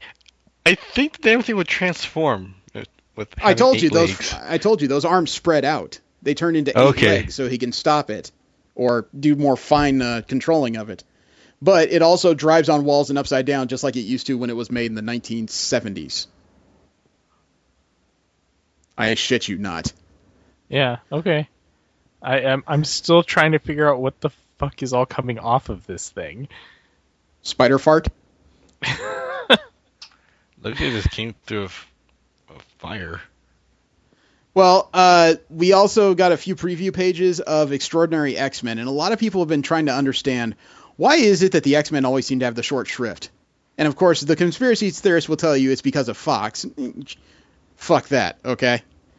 If that was the reason why, then the X-Men wouldn't be getting like 2 new series minimum in this reboot. And believe me, they are getting 2 new series. Let alone we have an all-new Wolverine, for fuck's sake. So that's a whole different can of fish. But the preview pages to Extraordinary X-Men did answer the question, why are mutants more endangered and hunted than ever? It turns out it's because of a combination of things. One, Cyclops went on some kind of tirade. And Okay. if you've been following the comics, you'll know that Cyclops, just before Secret War started, went off completely on his own. So whatever mutant revolution he's doing it by himself now. No White Queen, no magic, no students, nothing. What that is, I don't expect to find out about immediately. I'm sure that will be revealed in subsequent stories. But here's the thing that's what makes mutants hated, right? So what makes them more endangered? Here's the plot twist. Remember the city of the Inhumans, Attilan, was destroyed, right? Mm-hmm. Part of that destruction happened when Black Bolt activated a last-ditch device called the Terrigen Bomb. Right. The Terrigen Bomb released a mist that has been slowly encircling the Earth. And I don't mean like covering it. I mean it's just this cloud that passes over certain areas and it follows the winds, right? Right. All right. Seems to be self-sustaining, never seems to be burning out, creating Inhumans. That cloud sterilizes mutants. Ooh. Oh, fuck. Potentially, it could also... It looks like some mutant biology also does not react well to this mist, and it may be seriously harming them. So, it looks like the mission of the Extraordinary X-Men is to find mutants and take them to a safe haven where that cloud cannot reach. I'm curious to know more about this simply because if that's all it takes is a little bit of weather control, Storm should be able to do that by herself. I have a feeling there's some other mitigating factors I'm not aware of yet. But you know what? I would say that's a threat necessary for X-Men. I mean, goodness knows the Avengers are not going to do anything about it. And the Inhumans don't give a shit. They got their own problems. issues. Yeah. But again, this team is going to be comprised of Storm in the lead, and backing her up it's like an all-star of X-Men, for fuck's sake. Iceman, Colossus, Magic, Nightcrawler, Old Man Logan, and young Jean Grey.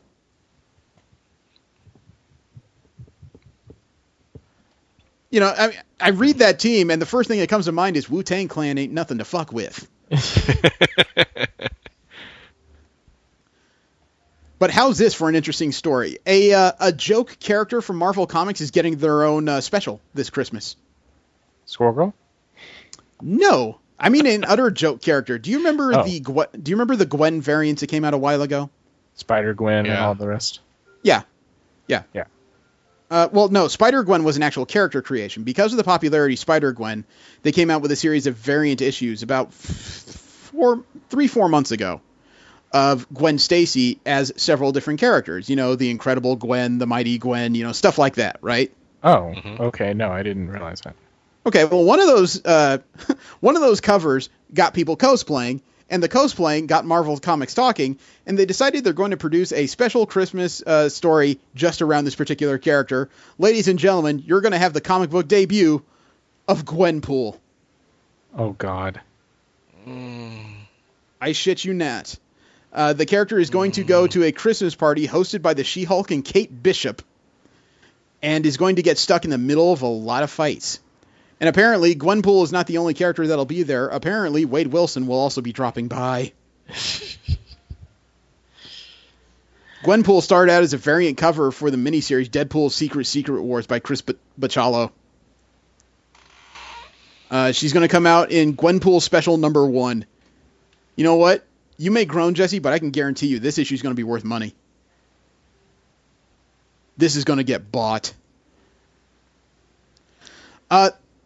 Now, when it comes to Melinda May, that character has made the jump from TV to comics, right? Right. Mm-hmm. Following in the footsteps of characters like Firestar and Harley Quinn. Well, it turns out Melinda May is going to get some pretty heavy backup when it comes to writing. The Agent May's first solo comic book is coming out soon, and it's called The Cavalry. It's part of the S.H.I.E.L.D. 50th anniversary specials. Right. Mm-hmm. The writer of that... The writer of that particular issue is Jody Houser. Jody Houser does writing for another sci-fi property known as Orphan Black. Huh. I mean, that's almost like an endorsement right there of belief in a character if you're going to hire a TV writer to write their first comic. I'm starting to wonder if Melinda May is going to pop up as one of the lead S.H.I.E.L.D. agents you usually see in other comics where you usually see like Maria Hill or, you know, Quartermain die for the 8th time or something like that. It does seem like they're going somewhere with this. Mm-hmm. And last up in Marvel comic news, and I know it seems like a lot, Rocket Raccoon and Groot are getting a new ongoing series. We've seen Groot get its own comic. We've seen Rocket Raccoon get his own comic. Now they're getting a buddy book. The first issue comes out, I believe it's this December. Yes, Rocket Raccoon and Groot number 1 come out this December. According to Scotty Young, the guy who's doing the art for it, he's the one that does all the little Marvel stuff for them. It says, quote, Rocket Raccoon is a big bad crime lord who is running a crime empire, but has no memory of who he is or where he came from. Groot will have a bunch of crazy symbols carved into his bark-like tattoos that are clues to who Rocket is and what happened to him to turn into this. He's absolutely Yeah. That's from the series editor Jake Thomas. He said the first arc takes its inspiration from surprisingly serious places like the film Memento and the TV show. I was going to say Prison it sounded Break. like Memento. Yeah. It sounds like he's making a joke out of 2 of his favorite movies. It's supposed to be a series that'll be a bunch of 1 and 2 issue arcs. It's going to be a bunch of short storytelling. It's supposed to be easier jump in and out points. Probably to keep it from getting too muddy when it comes to comic book continuity. Which, as we know, can get really frackin' messy. Yeah. Yeah, just talk to DC. Well, if you insist, it is time for DC comic news.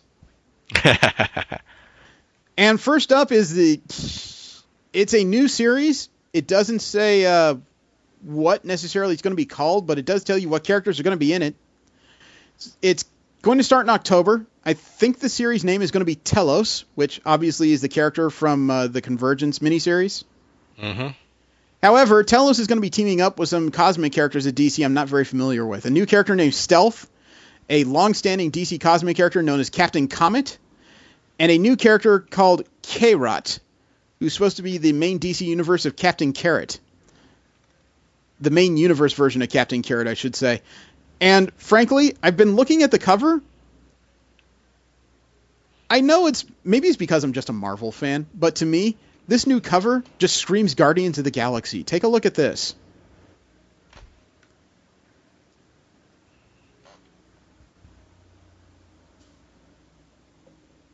Load faster. I mean, there's Telos standing in the middle, supposed to be the being of power. There's the character I assume is Stealth behind him. There's Captain Comet hanging, and then there's K-Rot, who looks an awful lot like a rabbit version of Rocket Raccoon. Yeah, with a melee weapon rather than guns. I think they're in a prison. I think that's a shiv. Okay. It looks like a prison anyway. Wow. Yeah. So I don't quite know what to make of this. Apparently a lot of the early part of the series will deal with Telos trying to rediscover himself. He's going into what's called the United Planets and other parts, including Colu, Brainiac's home planet, and the greater cosmic universe. Don't know how I feel about this. Because, unfortunately a lot of what came out of Convergence did not resonate well with me. I don't think it resonated with any of us. Well, it resonated some, but, I admit there were times I never had to poop that bad before, but hey. Speaking of series in DC, though, We Are Robin. In its third issue, they finally revealed a major character plot line. Apparently, the Robins were brought together by something called the Nest.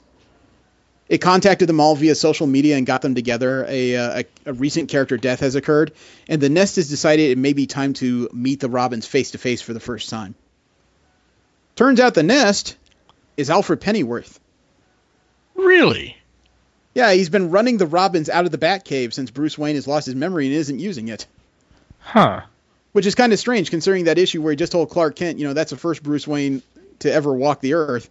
You'd think he'd leave everything alone. No, he decided to crime fight with a bunch of kids as Robins. Well, he's trained like 5 of them, or helped train 5 of them already. Yeah, and 2 of them have died, so what does that tell you? Well, there's also the fact that, who trained Batman? In a way. If you check the comics, lots of people. Well, I don't know. He was Batman's, Bruce Wayne's, father figure. So he potty trained him at least. But let's see. Also, when it comes to the Batman 66 digital series, they're getting a new crossover. As of, I think it's coming. Oh, December 23rd, Batman 1966 meets The Man from U.N.C.L.E. It's going to be a 6-issue series pitting the two 1960s era properties against one another. The crossover is going to be made to reflect the continuity and likenesses of the 1964 to 1968 TV versions of both shows.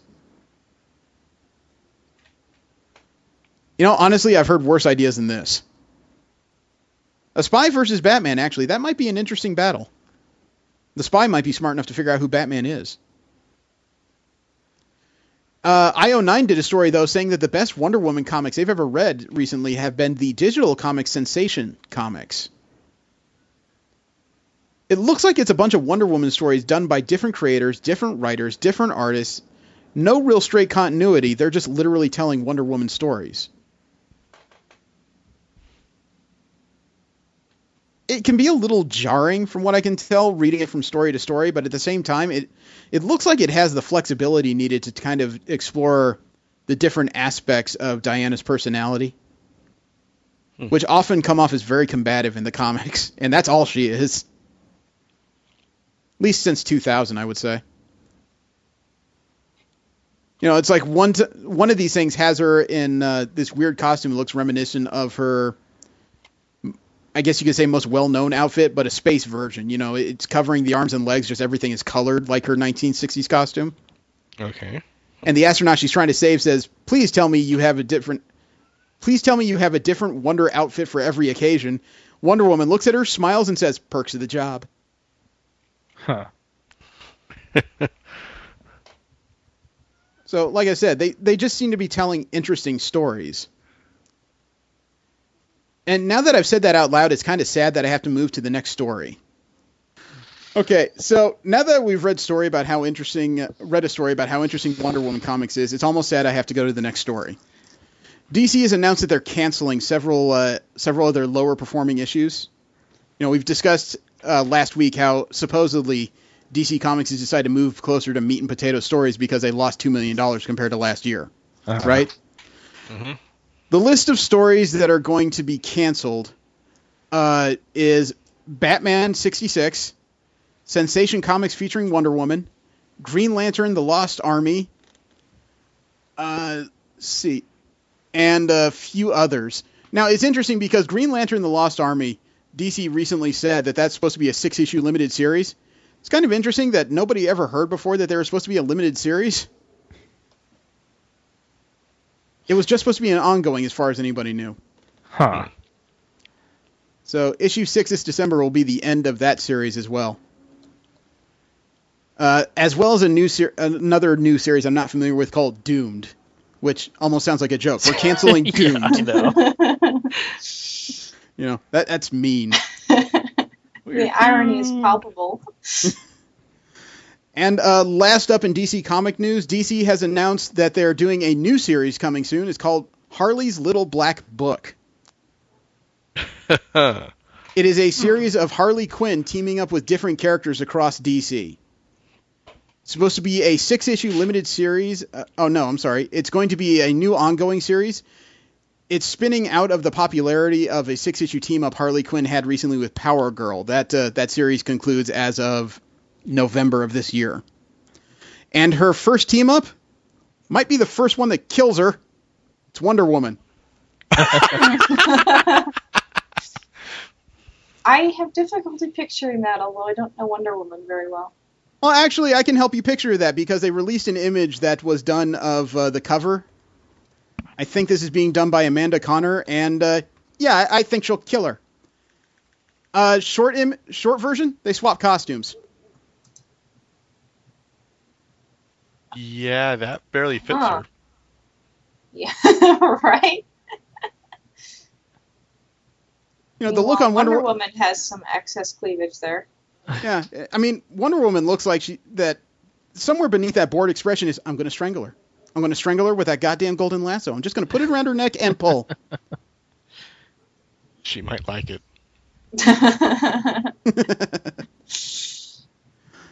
From there, we'll go into general comic and convention news. We talk about the comics that don't fall into Marvel and DC, as well as news of conventions around the world.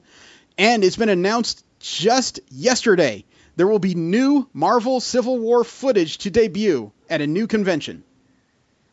What kind of footage? Brand new footage no one's ever seen before. Apparently it hasn't even been seen at San Diego Comic-Con. However, to see this footage, you better book your plane right now because it's going to debut September 19th at Asia Pop Comic-Con, Manila, Philippines. Oh, wow. Isn't that supposed to be, like, huge? Like, bigger than San Diego? Asia Pop Comic-Con? I haven't heard anything like that. Comic-Head I know is bigger than Comic-Con. But that's in Japan, and they have nothing to do with movies. Reportedly, Rita Magnus, she's the general manager of Universal Events and Entertainment, said the footage would debut at 1 p.m. on September 19th in a panel dedicated to Marvel Studio films, and Vision actor Paul Bettany is reportedly going to be at the event as well. According to Magnus, quote, "What we're doing is an exclusive screening of never-seen scenes from Captain America Civil War, and we'll have Paul Bettany with a panel after that, so it kind of encompasses a new Marvel movie," unquote. Now, before people who go to Comic-Con just start screaming, "What the fuck, Marvel?" You know, you got to remember they were still working on the goddamn movie while Comic-Con was happening. You know, new scenes are finished. That's just the way it is. And watch, as we get closer to the release date, more stuff's going to get finished. So it's amazing how that occurs. Warren Ellis, he's a well-known comic writer. He's done a lot of stuff over the years. And it turns out he's also the guy who wrote the comic book Red that was made into a movie with Bruce Willis and John Malkovich. Uh-huh. Well, he may be one of the most apt people to do this because it turns out that he's doing a new comic for Dynamite Entertainment. Warren Ellis is writing the James Bond 007 series. Huh. So he is doing a new adaptation. It's not going to revolve around any particular movie or continuity from the films. He's doing a brand new series of James Bond for Dynamite Entertainment. Okay. Color me curious. The technology would be very varied, I would say. Oh, yeah. Don't have the limitations of film. Mark Guggenheim is the guy who does all the TV series for DC on the CW. He's the one in charge of Arrow and Flash and Legends of Tomorrow. Well, he's also a comic book writer. Has been for a long time. Mm-hmm. He's writing a new independent series called The Infinite Adventures of Jonas Quantum. It's being billed. Quantum? Yeah, it's being billed as the adventurer who is the smartest man on Earth. Which is kind of weird because he's built like Flash Gordon. Looks a little bit like Chris Hemsworth. And according to the description, he's fucking MacGyver, too. Looks like Chris Hemsworth, must have pictures to prove. I said looks a little bit like it. He's got that wide square jaw. Actually, he reminds me a lot of Casper Van Dien, according to the cover. Ooh. Casper Van Dien was the guy who starred in Starship Troopers. Ah. There's the image of him. The Infinite Adventures of Jonas Quantum. It sounds like it's right for Johnny Quest jokes. Yeah. That was the first thing I thought of. He's billed as a maverick hyper genius who travels the world, saving humanity and encountering different adventures each issue. He is fucking Johnny Quest. So, I was going to say he could be Flash Gordon, but then I was like, oh wait, genius. No, never mind. As long as he doesn't have a hologram buddy called Al. See, he has like a stud on his. Well, it says here he has a holographic buddy named Al. Okay. Kidding. Oh. Jesse had said, no, as long as he doesn't, but it's kind of like Quantum Leap. Yeah. Last up in general comic news, there is a new series from Vertigo, which is a DC subsidiary coming out. It's called Survivors Club. It's an interesting story. It plays on the tropes of 80s horror films. It's supposed to be bringing together the survivors of 1987 slasher-type film experiences to battle a new threat in the present day. So it's kind of like Scream Queens without the cheese, I guess. It sounds like one of those things that can be an utter mind screw. No, if you want to know what kind of tone they're trying to set for this series, I doubt this is going to be the look of the interiors, but here's one of the proposed covers of Survivors Club. It's fucking creepy. Oh. Just staring at it is fucking creepy. Because I think it stares back at you. That guy's eyes are mesmerizing. More than a bit. So this is supposed to be about the survivors of 1987-style slasher film experiences getting together to battle a new threat. It almost makes you wonder if any of them would be scared. PTSD. Yeah, I was about to say. If it's going to be a bunch of people that survive that kind of shit, like Freddy Krueger and Jason Voorhees, not one of them is going to be afraid of anything. Oh yeah, he's right. Shoot it now. Everything. Could you imagine one of them getting carjacked? Give me your car. Why? What you got?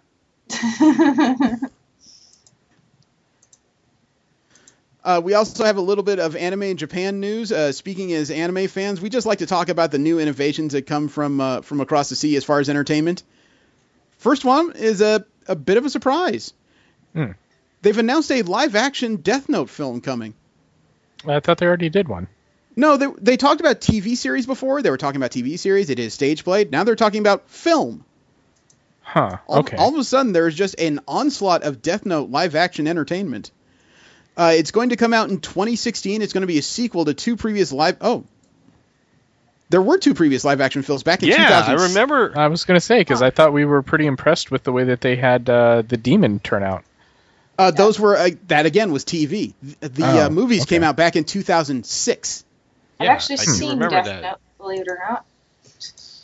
I enjoyed the story up until they killed L. The story on Sankaku is kind of funny because according to them, quote, according to them, quote, this makes more critical fans wonder when the series itself will be written down in the notebook to finally die, unquote.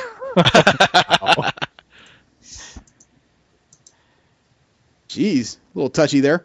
And the only other story I have in Anime Japan news is actually an offshoot from Yahoo News. There were some Dragon Ball fans recently who watched Dragon Ball Super and they were unimpressed. You know, they thought the animation quality was not befitting of their memories of Dragon Ball. So, being enterprising people that they were, they put together a CG test under the premise of what would it be like if Dragon Ball was reanimated as a Pixar movie. Oh, I think I've seen these. It's only a 5-second test of what Goku would look like as a CG character. And I sent the video. There's no sound to it, but you can see they actually put a little love into that figure. Although you need to move the gourd away from his balls. That's really distracting. It looks like he's got like Tanuki balls hanging down there. I must admit, though, that's a vast improvement over the animation style the series has been using. It does look really good. Yeah. I give him credit for at least making the attempt. And now we'll talk about nerd interest news, where we talk about technological and sociological innovations that don't have to do with entertainment. First up is an image of Messier 63. It is a sunflower galaxy. It's so called because the spiral shape resembles the spiral seeds at the center of a sunflower.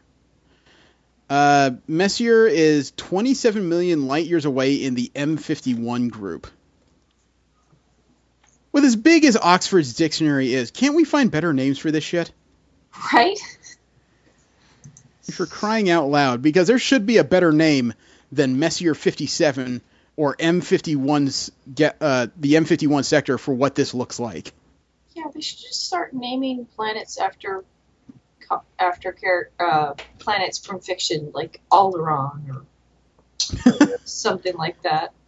Maybe they're more concerned that sooner or later we'll meet somebody that says, "Hey, my home is called Yebnat." Okay, well now we have to change the books.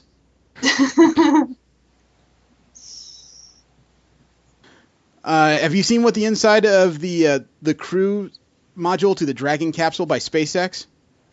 No. No, but you have pics. It is reminiscent of something out of a sci-fi movie, like 2001 Space Odyssey or something. It looks way too fancy for a space vehicle.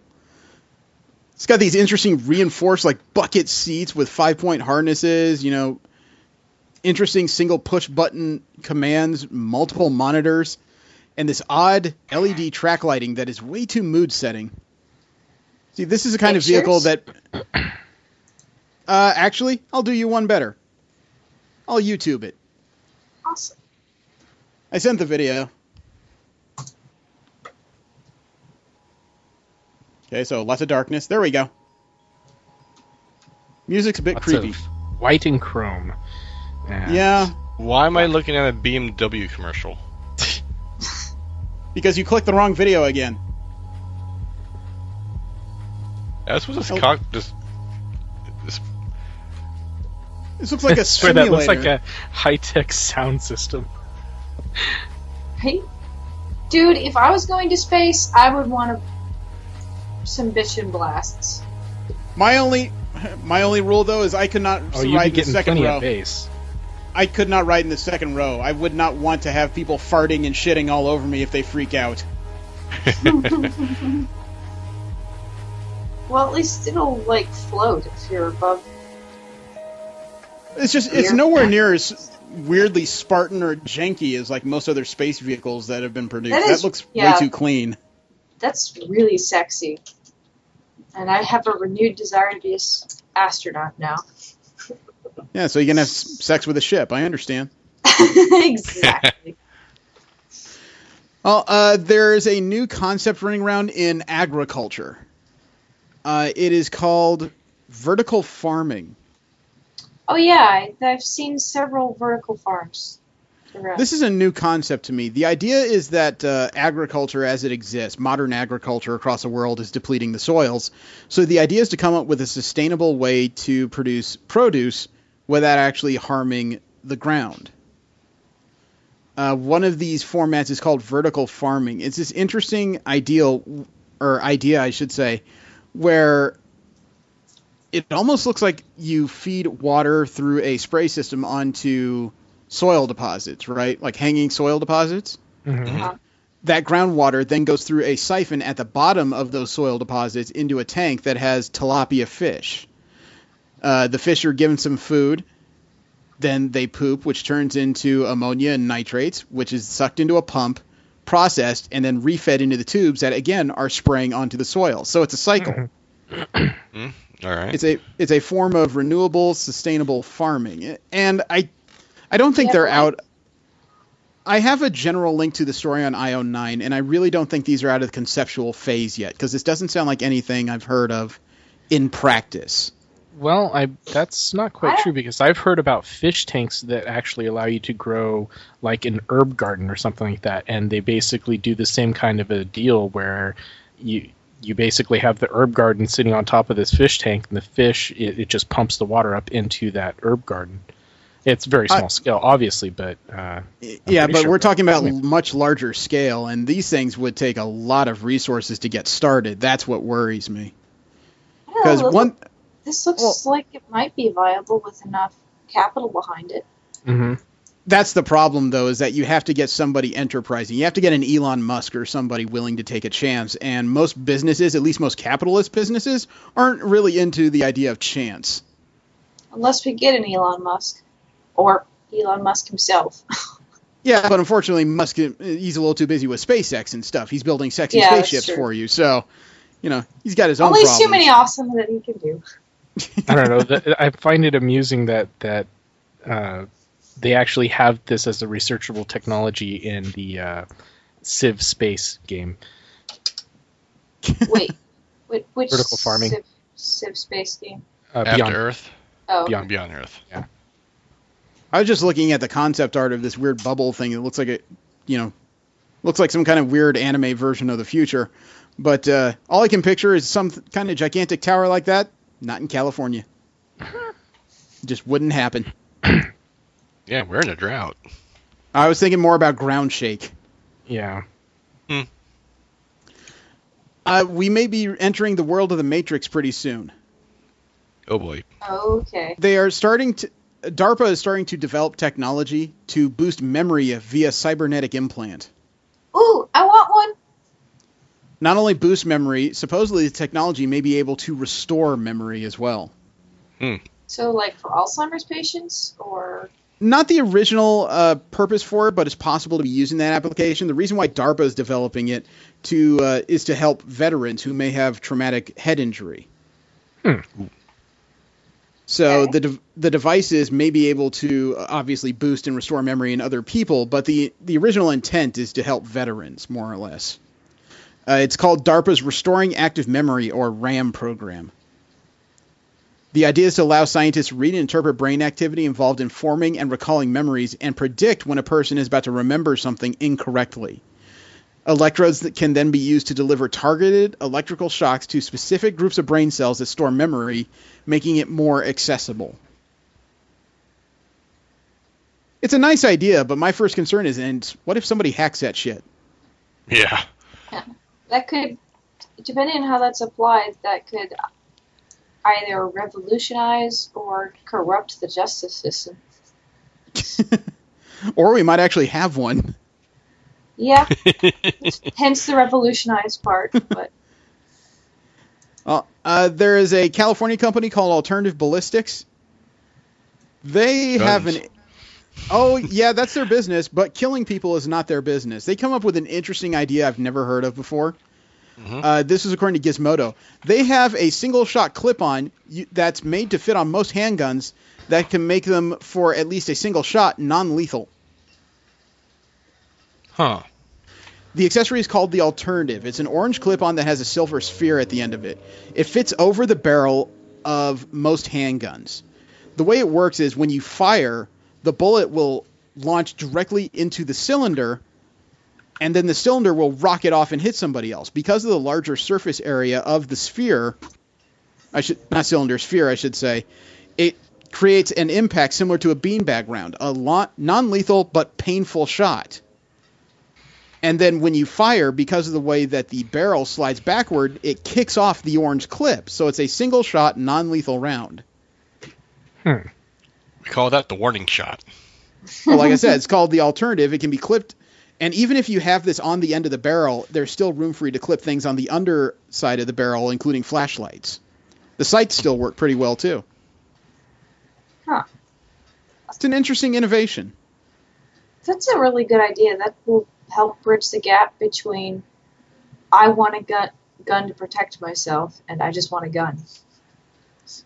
That would bridge the reasonable gap. However, you're still going to have those people that say, I don't want my gun unless it can be an AR-15 with at least 30 rounds. Yeah, that's true. But I mean, there's plenty of people that just want a gun. Well, yeah. Some of them just because they want to shoot something. It looks cool, like to practice, or some people just because they want to defend their home. Yeah, and other people because those damn squirrels keep stealing my bread! A skeleton came out of the ground recently. Popped out of the ground, actually. It happened when a tree uprooted. Oops. Okay. I think I've seen this. I glanced over this article.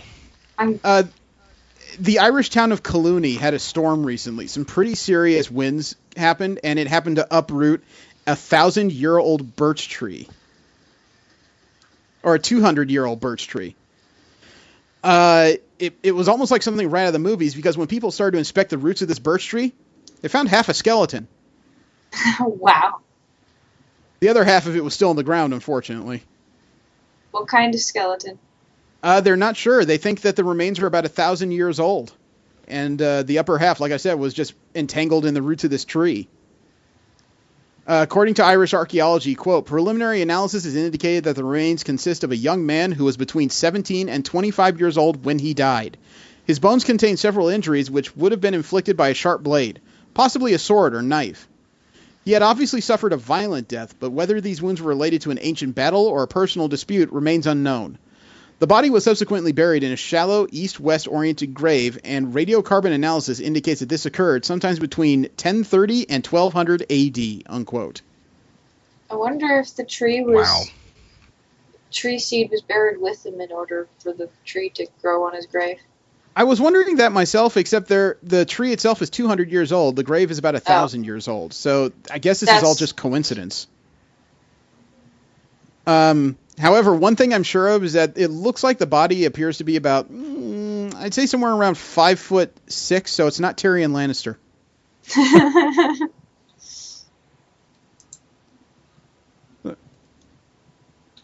Speaking of which, a lot of people may not be aware of this. I am, because unfortunately my wife is very obsessed with the Museum of Natural History down in La Brea.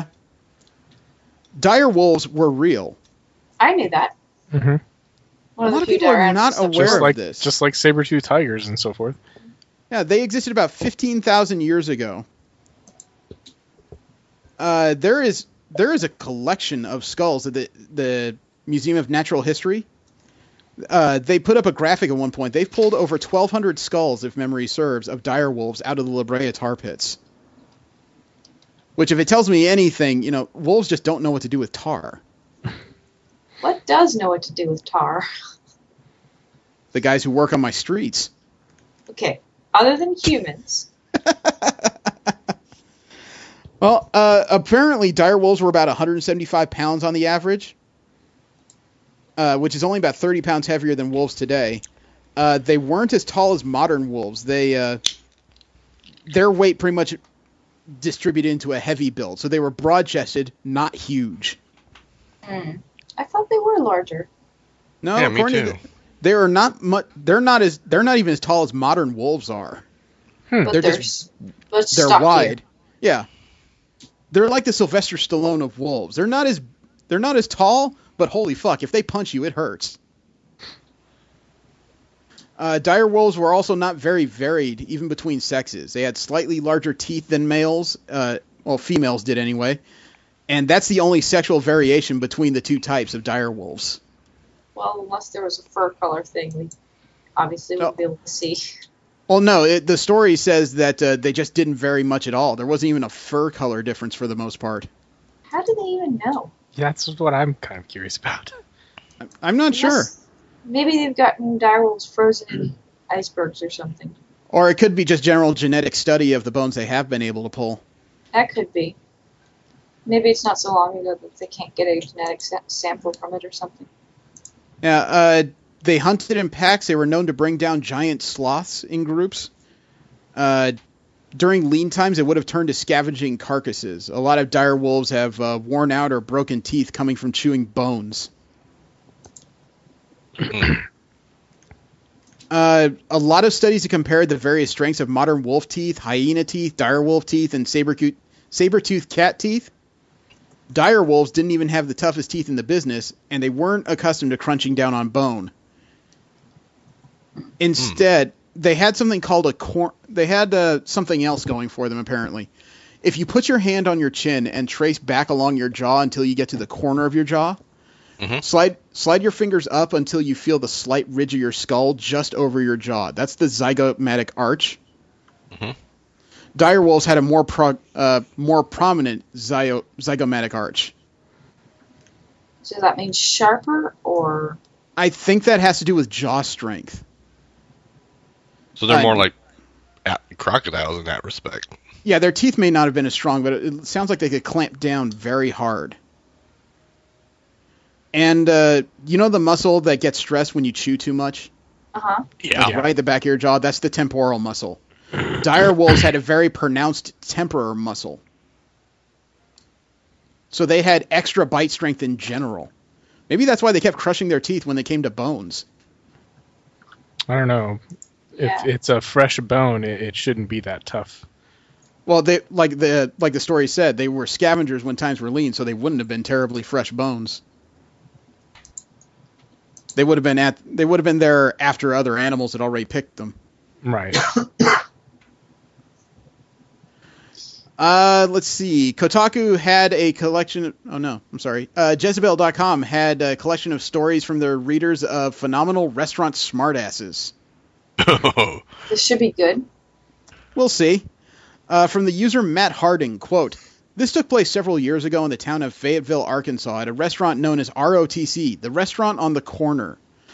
The waiter in question, we'll call him Simon, was a waiter who earned the favor of regulars by being efficient and direct, but made no attempt to be pleasant, just to fish for tips, or, frankly, for any reason whatsoever.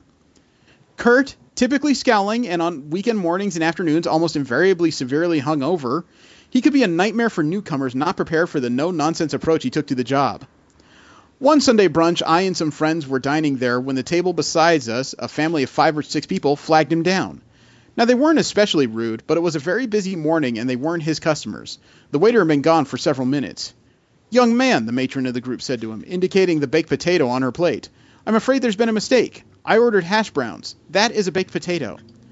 Simon stood there for a few silent seconds with a blank expression, like he was slowly able to process the events taking place before him.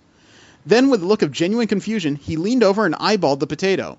Slowly, gently, he reached over and lifted it from her plate. He stood again and inspected it, holding it above his head to check the underside, turning it around to investigate every angle. Then, seemingly satisfied with his evaluation, he returned it to her plate, turned to her and replied, 'You're absolutely right, ma'am. That is a baked potato.' Then, leaning down in an almost conspiratorial fashion, he pointed towards the kitchen and said, 'Don't let them fool you.' With that, and before the shocked and confused customers could immediately respond, he made off to the back, leaving them speechless, and our table trying to suppress muffled giggles." That's the best response to "this is my wrong order" ever. Let's see. And one more story here is by user John Carp. Quote, "I was working drive-thru at a charming Mexican cantina chain with a talking chihuahua for a mascot. We affectionately called it Toxic Hell. When a man sporting the local Tennessee drawl pulls up and asks, 'Excuse me, but do y'all have any burritos?' I recall clearly that we had more varieties of burrito on the menu than any other kind of fake-ass Tex-Mex cuisine, even more than the namesake product.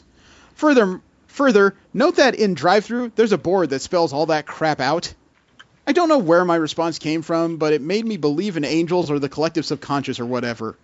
'No, sir, you want Burrito Bill. They're right down the street.' He paused, said, 'Okay,' and drove off." Unquote. Wow. Damn. You want one more of these? Yes. Sure. According to user Matthew Parker, quote, I worked at a Greek place for a while. We had a mother and daughter who were part of the richest family in town come in weekly and never tip. They always ordered souvlaki, but always complained that it had a stick in it. The waitress would ask if they wanted it without the stick, but no, they wanted the stick in it so they could send it back to the kitchen to have the stick removed because they couldn't do it themselves. They were also of the age where the cold grasp of the grave prevented them from feeling any warmth, so everything had to be sent back to be reheated several times. On her last night, one waitress grabbed some brandy that we used for saganaki on her way back out to the table with her reheated food. She threw it down, lit it on fire, and said, "Is that hot enough now?" She was truly a hero, unquote.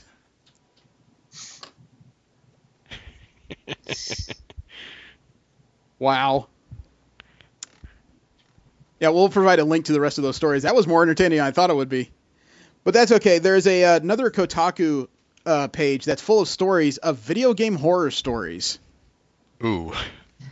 This should be good. The first one, I would read the title, but it buries the lead. It's from a user named Jay. Quote, about 12 years ago or so, I had my dad drive me to Best Buy so I could pick up the newly released X-Men Legends. I was a huge comic fan, and the game looked pretty good, so I was pretty stoked. When we got home, the first thing I did was pop that baby into my PS2 and start playing. But something was amiss. When it started playing, it wasn't a video game. It was some B-movie called Palm Springs or something. Ended up being cheap softcore porn. I ejected the disc, no pun intended, to see if there was some sort of mix-up, but it had the X-Men Legends cover and everything on the CD. So I had my dad drive me back to Best Buy, which was a 30-minute drive, and he was already mad because he hated video games. And I did a simple exchange with the customer service personnel. I even explained the issue with them before they gave me a new unopened copy. Fast forward another 30-minute drive home, and I get the same thing. It was that stupid movie again with the wrong cover on the disc. It took no short amount of pleading and begging for my dad to drive me back over to the store. I was pretty upset at this point because I really wanted to play that game, and my dad was super angry with me. I asked for the manager of the store and proceeded to explain the situation. He looked at me like I was an idiot kid. He told me that games usually start off with a short cinematic before they go to the main menu. I played games all damn day. I knew what a cinematic was. I begged him just to pop it into their demo PS2 or even a damn DVD player, but he refused.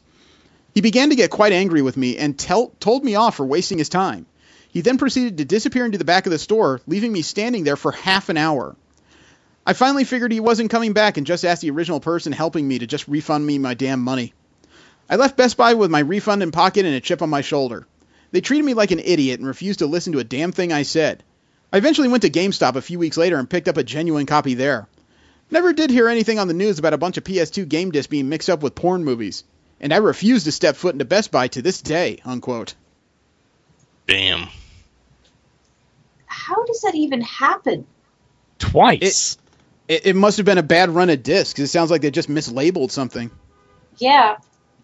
You know, I mean, to happen once is a strange mistake. To happen twice, that's a bad run.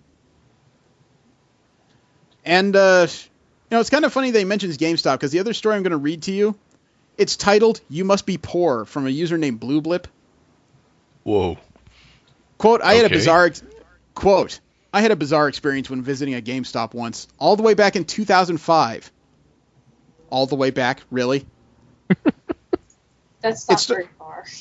It started off, oddly enough, as a misguided attempt to be helpful, but descended into an unintentional condescension and now serves as a cautionary tale as to why one shouldn't rely on stereotypes to judge other people. It was around a month ago after Jade Empire had been released, and I was visiting my brother who lived in Chicago at the time. I was attending university nearby. Seeing as I'm a BioWare boy, I decided to check out the nearest GameStop to see if they had a copy. I walk into the store and it was empty, save me and a very average-looking 20-something-year-old guy behind the counter. He was reading something and glanced up at me when I entered. Things started off pleasantly enough. We both greeted each other warmly, and I asked him if he's got a copy of Jade Empire. They do, but since neither of us seemed to be in a hurry, we just started chatting.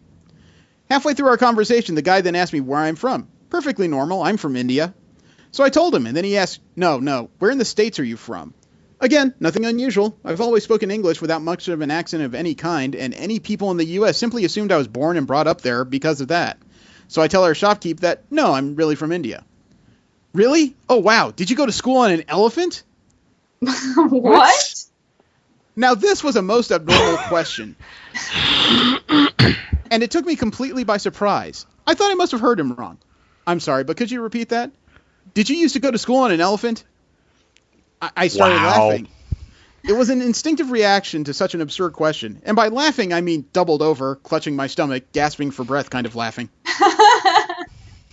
My reaction must have hurt the feelings of the counter guy because he had this puzzled yet injured look on his face.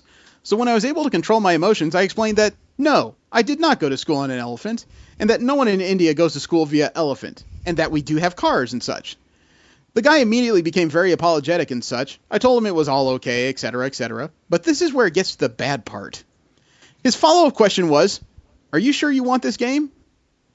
A little surprised, I replied, yes, of course I want it. Why did he ask? Well, games like Jade Empire are a little complicated, you know?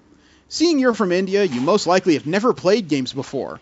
I mean, I don't want to be rude, but I'm guessing you've never even used a computer before you came to the States.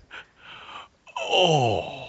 Now, keep in mind that when I say I'm in old school, I mean that my first computer was an Apple IIc from the 80s, and that didn't even have any form of internal storage at all. It ran off RAM and ROM, and you had to save everything on 5 1/4-inch floppies or run programs off said disks. So yes, I'm intimately familiar with computers. But despite that, what the guy said was kind of dickish. Maintaining my cool, I explained that this was 2005, and they're pretty ubiquitous. But they can be expensive, and I can't imagine you coming from such a poor country and affording one. So I'm just trying to point out that if you want to get into gaming, there are better, cheaper ones you can buy. Get a feel for what games were like before buying something like Jade Empire. I mean, I doubt you can even afford a rig that can even run it. At that point, I figured it would be best if I simply bought the game and left the store immediately, because my overwhelming urge to punch the guy took over, unquote. Yeah. Wow. I wouldn't have even bought the game. I would have been just like, fuck you, and left. Except, okay, who am I kidding? It wouldn't have actually said fuck you, but... No, I've met you. You would have told him to go fuck himself and the horse he rode in on. Actually, your manager. I have to read this one more here because the title makes me curious. From user Private Smiley, titled "Way to Make a 10-Year-Old Boy Cry." Oh, okay. Quote, so maybe 10 years ago, again in 2005, what the fuck? Quote, so maybe 10 years ago, my best friends, my brother, and myself all got into Warcraft 3. Well, my brother wanted the battle chest for it, so my dad, my brother, and I went to good old Walmart to get it. Go back to electronics, find it, pay for it, back there, get receipt, but no bag, as it was too big. As we head for the exit, the greeter person sees my little brother holding the battle chest and starts screaming at him that he stole it, while my dad is right there. He calmly shows her the receipt that shows it's paid for, but she will not listen and threatens to get her manager. Meanwhile, my 10-year-old brother is almost in tears because this random lady has been screaming at him in public. The manager comes over, sees the receipt, tells us we can go, and gives the greeter a hard look and tells her to come to the office, unquote. Nice. What the fuck? I don't know. That man, maybe it was a very harsh period that year? If the kid, what I don't understand is why she would not accept the receipt. Like, just... I don't know. The few times I bought... stupidity? I don't know. I mean, I've been to Walmart's electronics section. Yes, you have to buy it way back there and then walk to the front with your shit. They don't bring it for you. You have to pay for it back there. So I don't know what her deal was. Last up in Nerd Interest news is an interesting one from the United Kingdom. And it's not an Onion story, but it sounds like one. Apparently there's a stabbing problem in the UK. They're starting a new campaign that says, save a life, surrender your knife. There's a new movement to ban the sale of pointy objects. Okay, is that going to go all the way down to pencils? Well, no, it's to ban pointy knives specifically. Yeah, I know, but my point is you can stab people with, like, nigh on anything. Scissors, pencils, poodles, forks, paper clips. Paper Not to clips. mention, kitchen utensils, which, Yeah, amazingly enough, contain knives. I don't know. There's an amnesty program that began at the end of August, and more than 800 knives have been handed in from across the county. That includes swords, machetes, and commando knives. Swords? Well, I suppose I could understand, like, machetes or something like that. I don't really know Swords, yeah, I could understand that, but this is just... This must be the reason why the Starks lost the war in the North. Well, I mean, this is what happens after banning guns. Just doesn't actually reduce crime. It just makes everybody stab each other instead. Well, it does reduce crime to a large degree, but, when people want to do harm, they're going to find interesting ways. I don't know. Everything I've heard about the statistics regarding violence is that it's only gone up since the gun ban has happened. But I'd have to look at that again for specific numbers. Sweden actually has an interesting rule on it. They have a mandatory 2-year conscription in the military for most of its citizens. Well, for that matter, so does Korea. Yeah, but the Swedish citizens are allowed to carry guns in open. However, it's bullets that are heavily restricted. That makes sense. It is kind of hard to shoot somebody if your gun isn't loaded.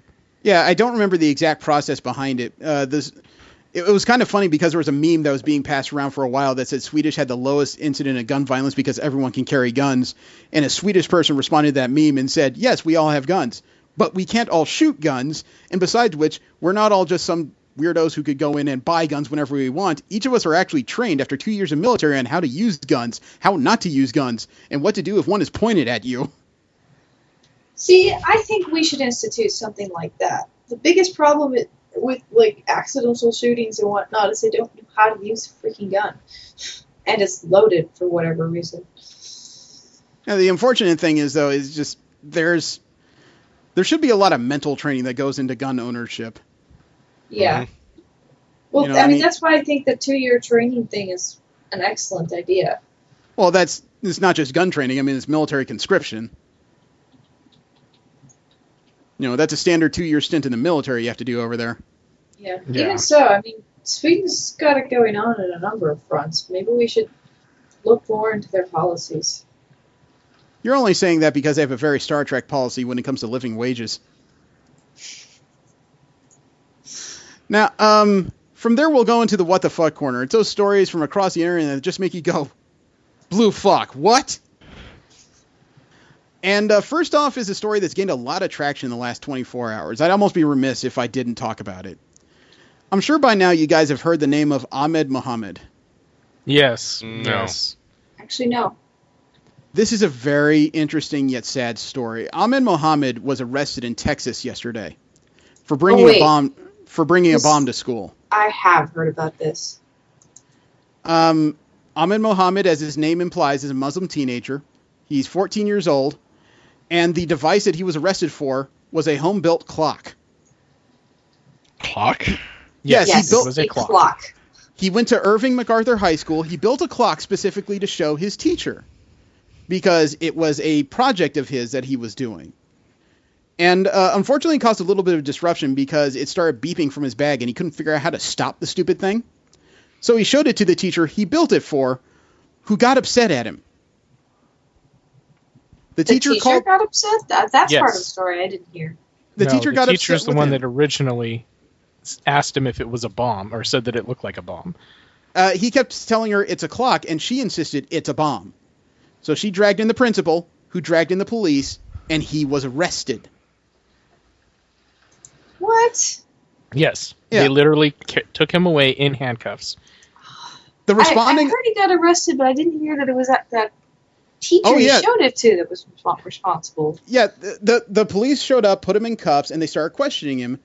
And the responding officer said that Mohammed repeatedly explained the device is a clock, and the police spokesperson says the department had no reason to think it was dangerous, but they're still suspicious for reasons that they're having trouble articulating to the public. According to the statement, officers didn't believe that Ahmed was giving him the whole story at the time. According to a Mr. McClellan, quote, "We have no information that he claimed it was a bomb. He kept maintaining that it was a clock, but there was no broader explanation.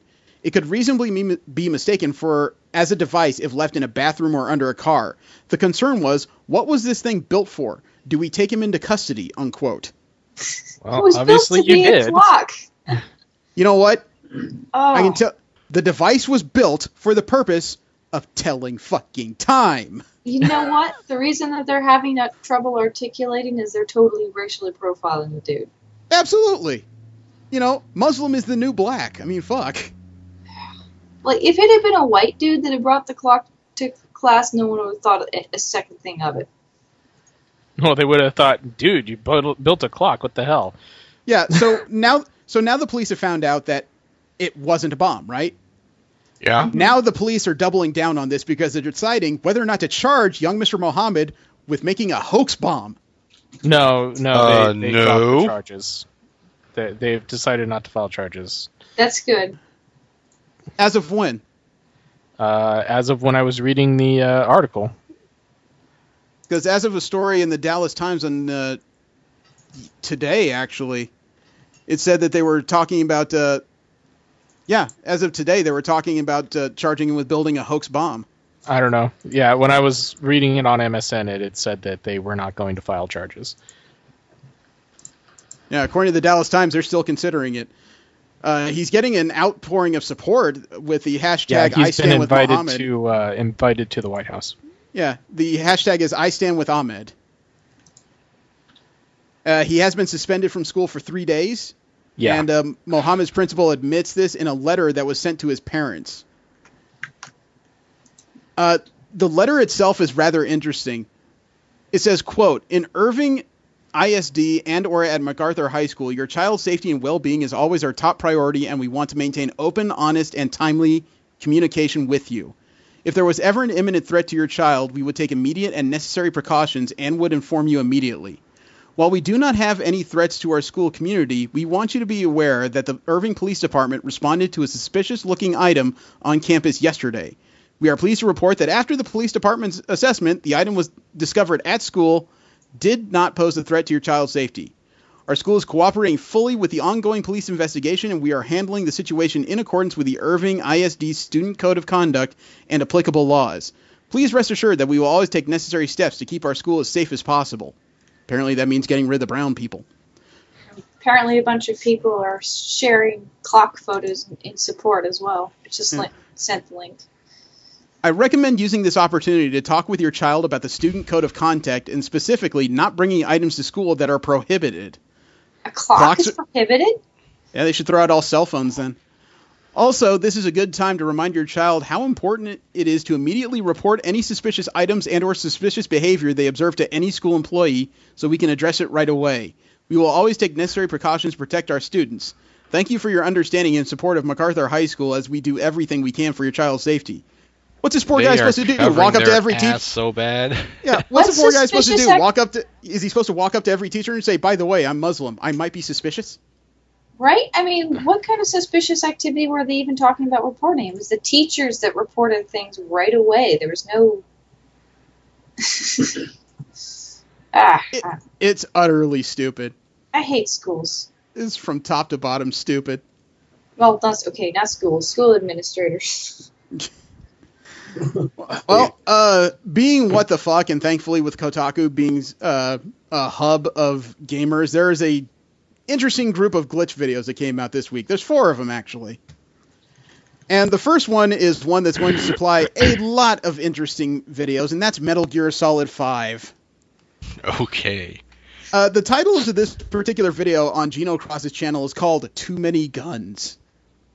I sent the video. Okay, so there's Snake in the box. Or no, that's Big Boss now. That's right. What? The box is suspicious with legs? We'll just have to kill you. Okay, so he retreats inside. They know where he is, so he's going to take this guy out. Must be hard to run with all that shit hanging off you. So this is the last guy, I think. So he punches him upstairs. And he took his rifle. Awesome, right? Guy produces holdout pistol. So we steal that. And the guy produces holdout pistol. And we steal that. And the guy produces a holdout pistol. And we steal that. And he's got another holdout pistol. We'll steal that. Hey, another holdout pistol. And got that too. So what does he have? And apparently he's run out of guns and he's exhausted. Okay. Where was he hiding all of that? I assume he had a clown car in his pocket somewhere. I was assuming that when he was stealing the gun, the other guy was reaching over with his other hand and stealing the other one back. Right?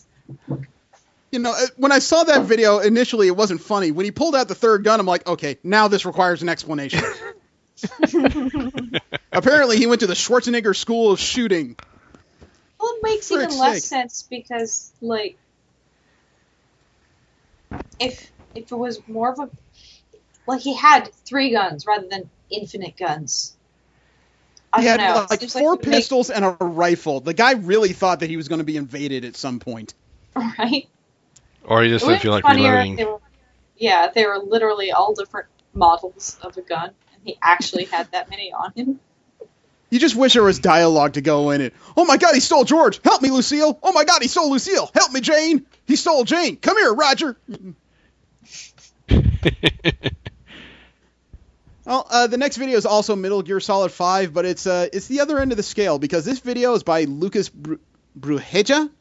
It's on his channel. It's called Broken Spine. Oh. And I sent that video. So there's Snake running through. It looks like a prison camp. And you see one poor guy just laying on the ground, right? Mm-hmm. So it turns out part of the mission is you got to pick this guy up, fireman carry, and get him out of there. So the player starts running, and I don't know why, but he makes a decision. You see that cylinder over there? Yeah. He's going to get rid of the body. And it's not supposed to do that. Oh,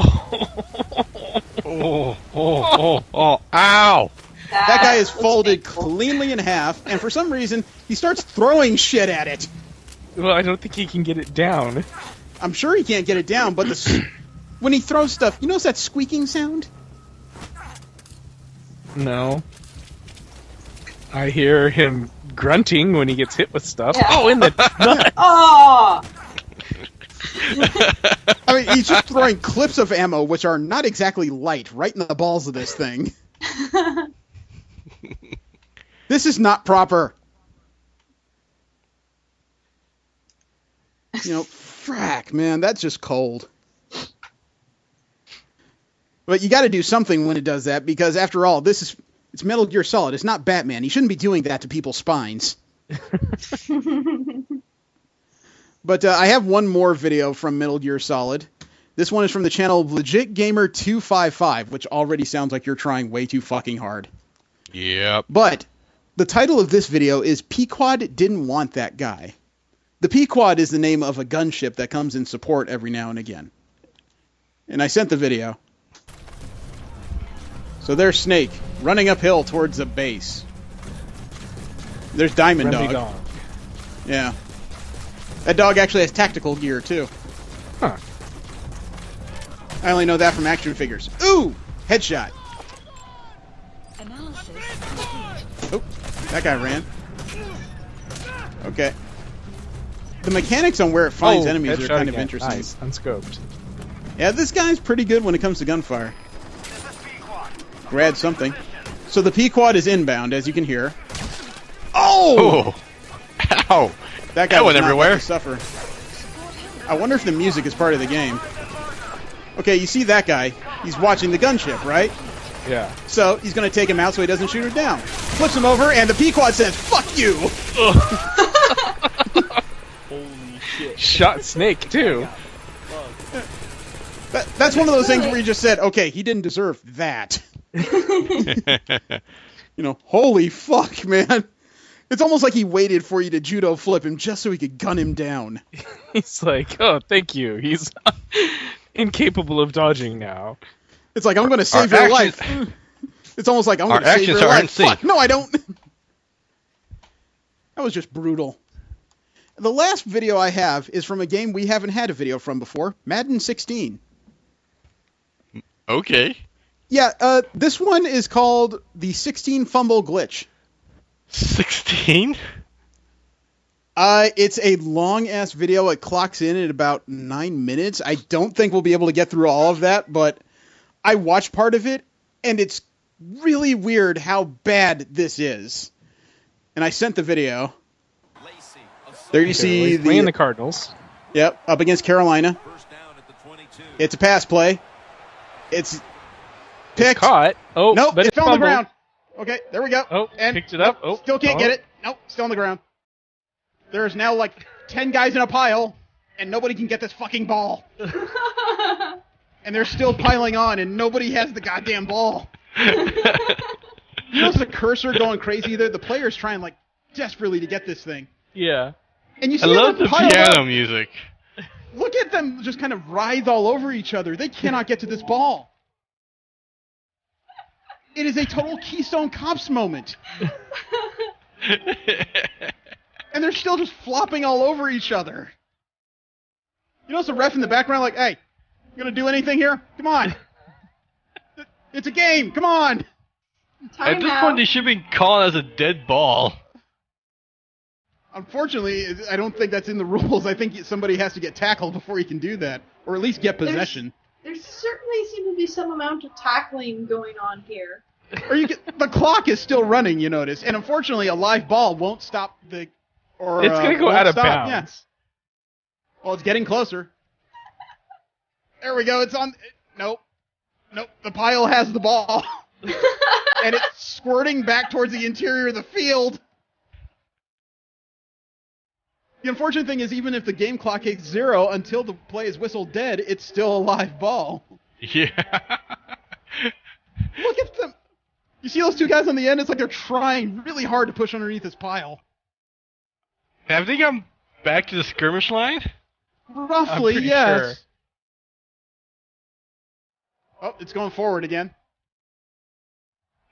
Did you score a touchdown like this? Maybe a touchdown or a touchback. Look at the way some of them are just tripping on each other. And then other guys get pushed out of the way. Over the other guy to try to I get know. it in there. There's some guys that go ramming into the pile and they start moving it forward, then they just kind of fall over. It's the weirdest thing. There's a couple guys in there that look like they German suplexed each other. Has this game been released? Yes. This game is out. Amazingly, this one fumble is still going. It's already 2 minutes. Two I and a know, half so- minutes in. Well, somebody would pick it up. It's a first down. I mean, shit. Nope, not anymore. Nope, not anymore. Is there a point at which they get it, or do they just fumble for? Yep, they just fumble for the thing for 9 minutes. I admit I don't know. I was sitting laughing for about 4 minutes before I stopped the video because I was a little busy that evening. I got distracted with this.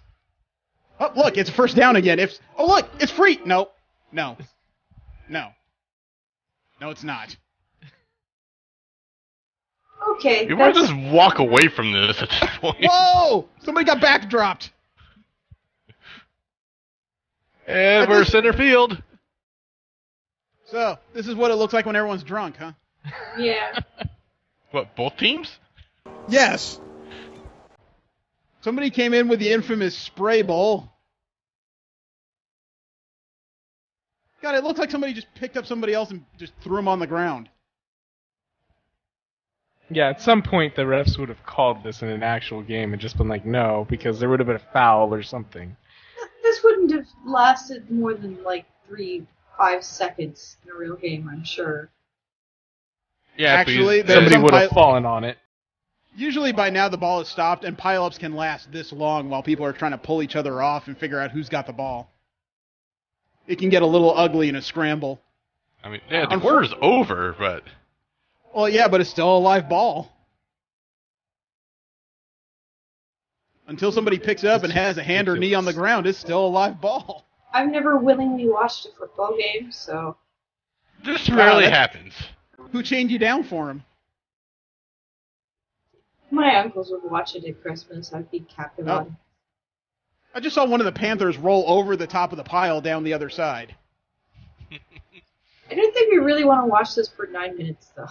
I didn't say I did, but I'm just kind of amazed how far this goes. I mean, at some point, you got to wonder just how stupid the AI is to not pick up the ball itself. Right?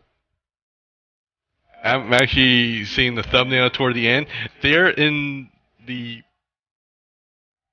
actually rolled it back 50 yards toward us into the end zone. Wow, so it went for a touchback? Something. This is I was looking at the amazing. thumbnail because they're fighting for it in the end zone. Well, this guy's discovered a new style of play.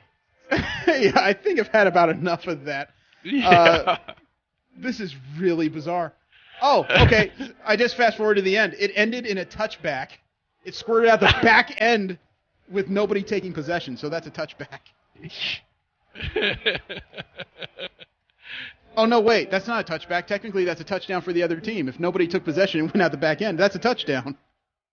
Holy shit. Imagine that going on in real life, man. People would be screaming, throwing shit. Oh, yes. There it goes. My God, that's And the coach is over there smiling. He's like, hell yeah, that's how we do it. Yeah, that's how we do it, man. 10 minutes of just falling all over each other. That's how we win games, son. For fuck's sake. Now, this is another video, what the fuck, but it's of a completely different caliber than anything I've ever shown you guys before. You know how we sometimes have what the fucks that involve animals and photos that just really nobody should go out of their way to take? Yeah. Yeah. Drunk gorillas, angry lions, gorillas that know how to pose way too well. Well, there were some people in a kayak who decided to paddle around off the California coast. And Sanctuary Cruises had a whale watching tour. It just so happens those kayakers got between a couple humpback whales, and then horror ensued. I sent the video. So this is from Sanctuary Cruises from just September 12th, just this past fucking week. You see those kayakers out there? Yep. Oh, yeah. Watch the ones to the right. You see that tail that went down? That's not important. Oh! Bam! Damn. Yes, a humpback breached right on top of two kayakers and nearly crushed them. Thankfully, there were no major injuries. People are clapping everything. I don't think they realize what happened. Yeah, that's dangerous. Thankfully, there were no major injuries to the kayakers. That's horrifying. Blam. Yeah, because now humans know what it feels like to be the ant, because that whale does not give a shit that you're there. That whale's just hungry.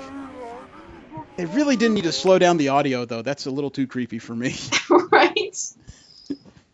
But again, a humpback whale just trying to get some food breached and landed right on top of some kayakers. And I'm sure in the moment that happened, they're going, holy fuck, holy fuck, holy fuck. And then about 15 minutes later, it's just, well, that's a story to tell the kids. Yep. Hey, look, a whale. Oh shit, a whale! Meanwhile, that whale's going, what was that? And I don't know, but I got that itch. Yeah, I think I stepped on something. I need to pick something out of my tail.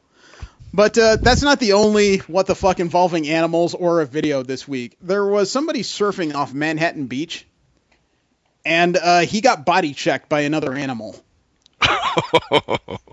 This should be good. Oh, I shit you not. All right, I sent the video. This happened off California's Manhattan Beach, which is Southern California. The video says Hermosa Beach. You notice the fin over there? Yep.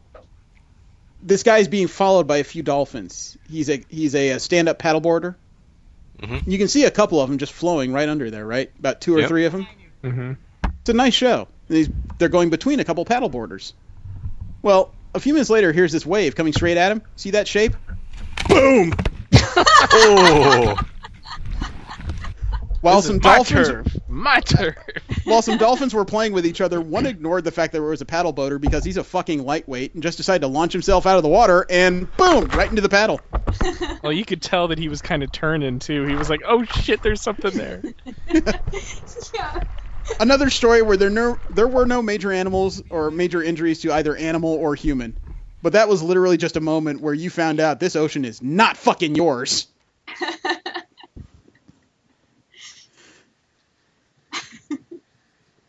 It'd be funnier if that dolphin just went straight to the human. Like, I'm gonna show this bitch what's what. Unfortunately, that's two creatures who, in different languages, probably just saw each other in a split second and went, "Holy fuck!" yeah.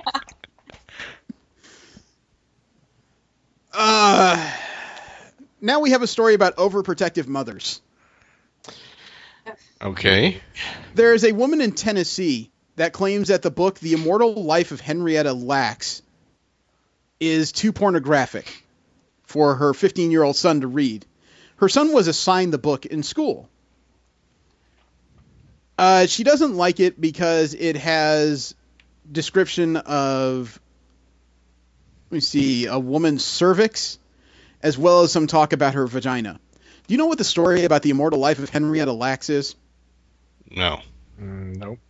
The book of The Immortal Life of Henrietta Lacks is about a black woman whose cells were used against her consent in cancer research. She died of cervical cancer in 1951. The medical establishment did make big scientific gains and strides due to the cells they took from this woman's body without her knowing. It's an ethical dilemma, okay? Okay. Even though that's the focus of the book, I don't know what this woman has exactly read of it, but she's decided that this particular book, according to her own words, this woman is named Jackie Sims, quote, "I was shocked that there was so much graphic information in the book.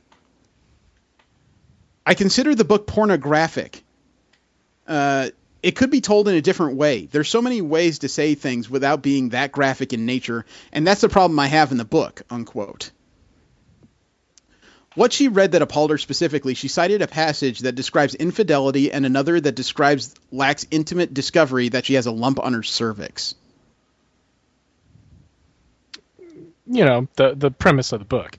Yeah, I don't know why she considers it pornographic. Sounds like what usually happens in Tennessee. Infidelity, cervixes, sounds pretty normal. Parents are stupid. Well, this one is. I don't know what grade was her child in. He's 15. He was 15. Okay. Assuming he's not an idiot, he'd be in the 10th grade. Even if he were younger, that's not either, unless it's actually like an erotica, I don't see what the problem is. Well, she also expanded and said that the book says that Lax discovered her cancer by putting a finger in her vagina, and that her husband brought home at least one STD. That kind of imagery is obviously too far shocking for a teenager to contemplate. What? What? That is mild compared to things you see on even I've seen worse than Driver's daytime Ed. television. Yeah. I think you guys are being generous, because that's mild compared to a conversation between two fucking 15-year-olds. Good point. So, Sim's son was given an alternative text to read at her request, but she's pushing to have this book banned outright from Knox County schools. Holy shit. I want to I'm punch pretty her. sure the nonprofit that I went to is going to get involved in that. Probably. Actually, this lady should consider herself lucky she doesn't live next to Jennifer Lien. Yes. Why? Because this also happened in Tennessee. V, you know who Jennifer Lien is. Yeah, I do. She's the actor who played Kes in Star Trek Voyager. Okay. She's been arrested on 2 counts of exposing herself to a child under the age of 13. Really? Huh? Yeah, deputies from Rowan County Sheriff's Office arrived at her home to deliver a summons. They were informed by dispatch that there was an active warrant actually out for Leanne for the exposure charges. It sounds like she's got some mental difficulties there. What apparently happened is her neighbor has young kids, and one of them was crying rather uncontrollably. Leanne, who is 41, apparently decided to have an argument with her neighbor outside the house over the crying, because Leanne was angry that a child was crying because of a cut foot. And then for some reason, Leanne allegedly showed her breasts and her butt to the kids. Don't ask me to make sense of it, because I have no fucking... This is like Lindsay Lohan-esque, okay? I wonder if there were drugs involved in this in some way. You'd almost think so, because apparently when the officers showed up to arrest her, she was naked. Well, not buck naked. She was on her couch without clothes, but she was covered by a blanket. She told the deputies that she was expecting them. Okay, there's something wrong up there. Yeah, she was informed of the warrant, and the actress promptly told them to leave her alone and that she wasn't going anywhere. They asked her to put clothes on. She refused, so they cuffed her while naked, then dressed her in clothes from the jail. Apparently, Leanne even refused to walk to the patrol car and had to be carried out. Then she threatened to have the deputies killed. Yep. Threatening a peace officer. Right. Okay. I'm speechless. You know, all I can say is she might be better off on the Starship because she needs to get far away now. She needs to make it to the Delta Quadrant. She needs to, get away. Hopefully she has some deal, meds that are making her crazy or something. Last up, I got a story from a listener, Roger Heisman. And I'm kind of glad he did, because I don't get a lot of direct UK news over here. I get some tangential stuff or really big stories, but not a whole lot of, interesting or strange stories. This one made me sit up. There's a woman named Gail Newland. She has been arrested for sexual assault on another woman. Okay. That story in itself may not sound too weird, but it gets really strange, okay? She's from Williston, Cheshire, and she told the police that she and this woman were engaging in role-play and fantasy. But the Chester Crown Court found her guilty on 3 sexual assault charges. She was cleared of 2 other counts of the same charge. Apparently, the woman she had been sleeping with didn't know she was a girl. What? What? During the trial, it came out that Gail Newland admitted to creating a fake Facebook profile in the name of Kai Fortune. She pretended to be a man. She struck up a friendship with another woman online back in 2011. She initially met this other woman who they're calling... She, as Kai, said that she wasn't well enough to see this other woman due to being treated for a car accident injuries and a brain tumor. But they did speak frequently by phone. Miss Newland arranged to meet the woman for sex at a hotel on the condition that the other woman wear a blindfold because Kai was embarrassed by his scars. They spent more than 100 hours in each other's company in various hotels and the victim's flat. And apparently part of the reason why this woman didn't catch on that she was being rubbed up and down by another woman was because every time Newland came over to see this woman, she was wearing a dildo. Huh. A strap-on, I assume. I would hope so. Otherwise, that's Kegel control. The woman insisted that she'd always believed Kai had been a man and told the court, quote, "In hindsight, I wished I had ripped that mask off sooner," unquote. Apparently, during their final sexual encounter together, the victim removed the blindfold and saw Newland instead of a dude. That's gotta be weird. Because I'm really glad to know this story comes out of England, because if you read this in the U.S., the first question is, or the first statement usually out of any American's mouth would be, fucking Craigslist, right? Yeah. And when Newland was found guilty, she shouted, "How can you send me down for something I have not done?" Either she has multiple personality disorder or she's in wonderful denial.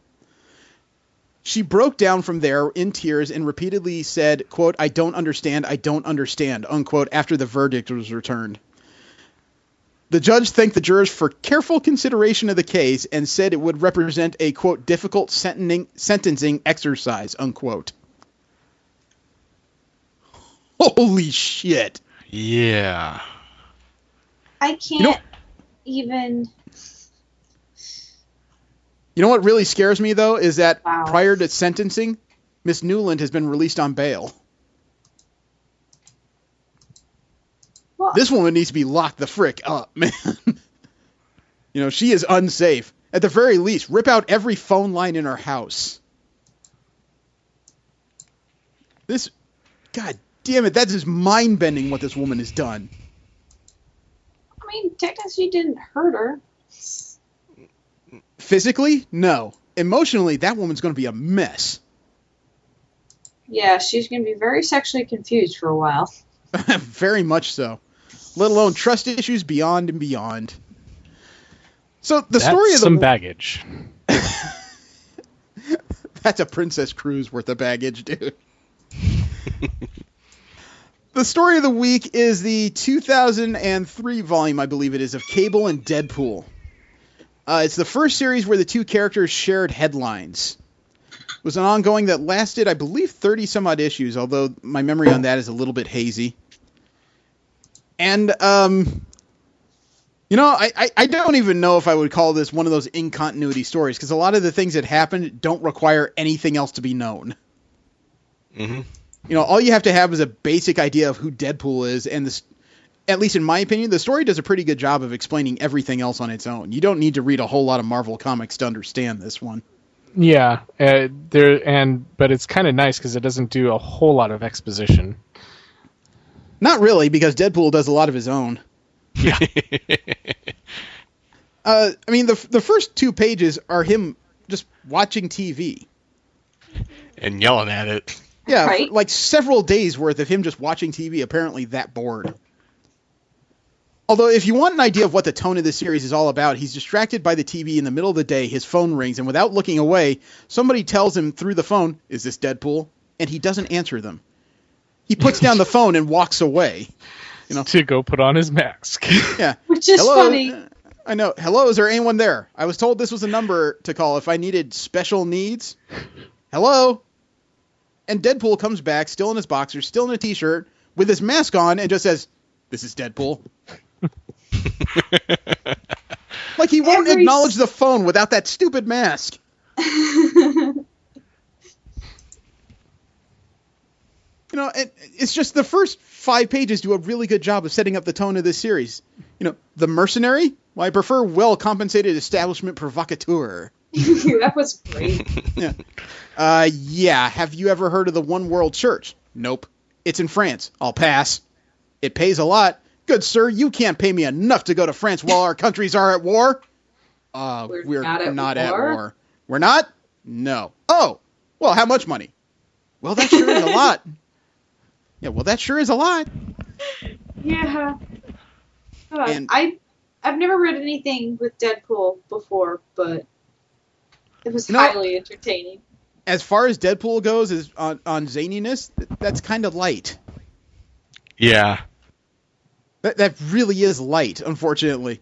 Mm-hmm. The One World Church is I'm going to say that's an organization that was created for this series. I haven't heard of it before. Yeah, I haven't heard that either. They had this interesting philosophy of equality in the form of shaving everyone's heads and then turning their skin blue so they all look alike. The idea, I guess, is that if everyone looks alike, there will be less likelihood for separations and prejudice due to race, which is not a bad goal, but I guess my question is, why blue? It was because it was a calming color or something like nice, that? peaceful color, I think he said, yeah. They look like they bathe in the blood of the Smurfs. I don't quite understand. Blue Man Group. I don't know. I personally loved that particular part because the blue jokes throughout the show were just hilarious. I like that. I actually like when Deadpool met the church founder. He's showing him through the grounds of the church, and Deadpool asks him, "So you think purified of self, what, make everyone look the same, think the same?" And the leader of the church says, "Madness or genius? Never could tell the difference."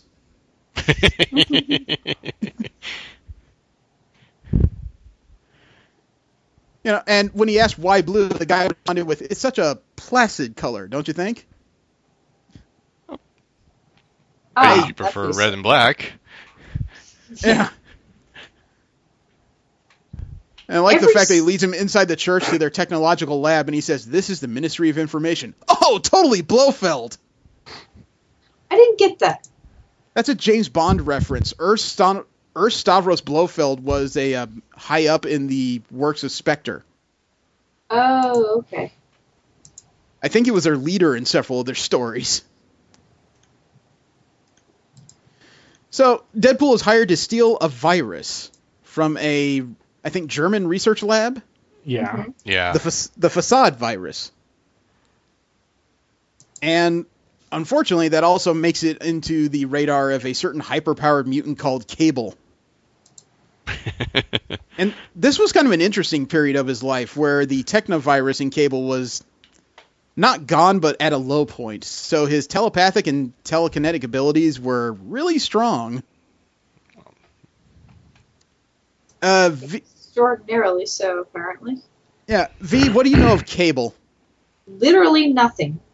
Oh, God. Didn't we have that 30-second tirade of you explaining him a while back? I think I explained... Did I explain Cable or Deadpool? Holy fuck, I don't remember. Okay. I thought it was actually Rachel. If I it thought was Rachel. Oh, no, yeah, it was I Rachel. think it was It was Rachel. Yeah, because... Oh, was it Rachel Summers? Oh, God. Yeah. All right, here we go. Seen God. Cable and something, but whatever I've seen was very different, so... Okay, let me get some air. Starting off with Madeline Pryor, who's a clone of Jean Grey created by Mr. Sinister. She had a relationship with Cyclops and eventually had their firstborn son known as Nathan. Nathan was born in approximately 1986, according to Real World Time. He was an infant when he was infected with a technovirus due to Apocalypse. Because of the machinations, there were no current cures to it, and X Factor at the time, who was being led by Cyclops and Jean Grey without Madeline Pryor being in the picture, they were met by a time traveler known as the Askani, who said that they had a cure for what was ailing the young baby.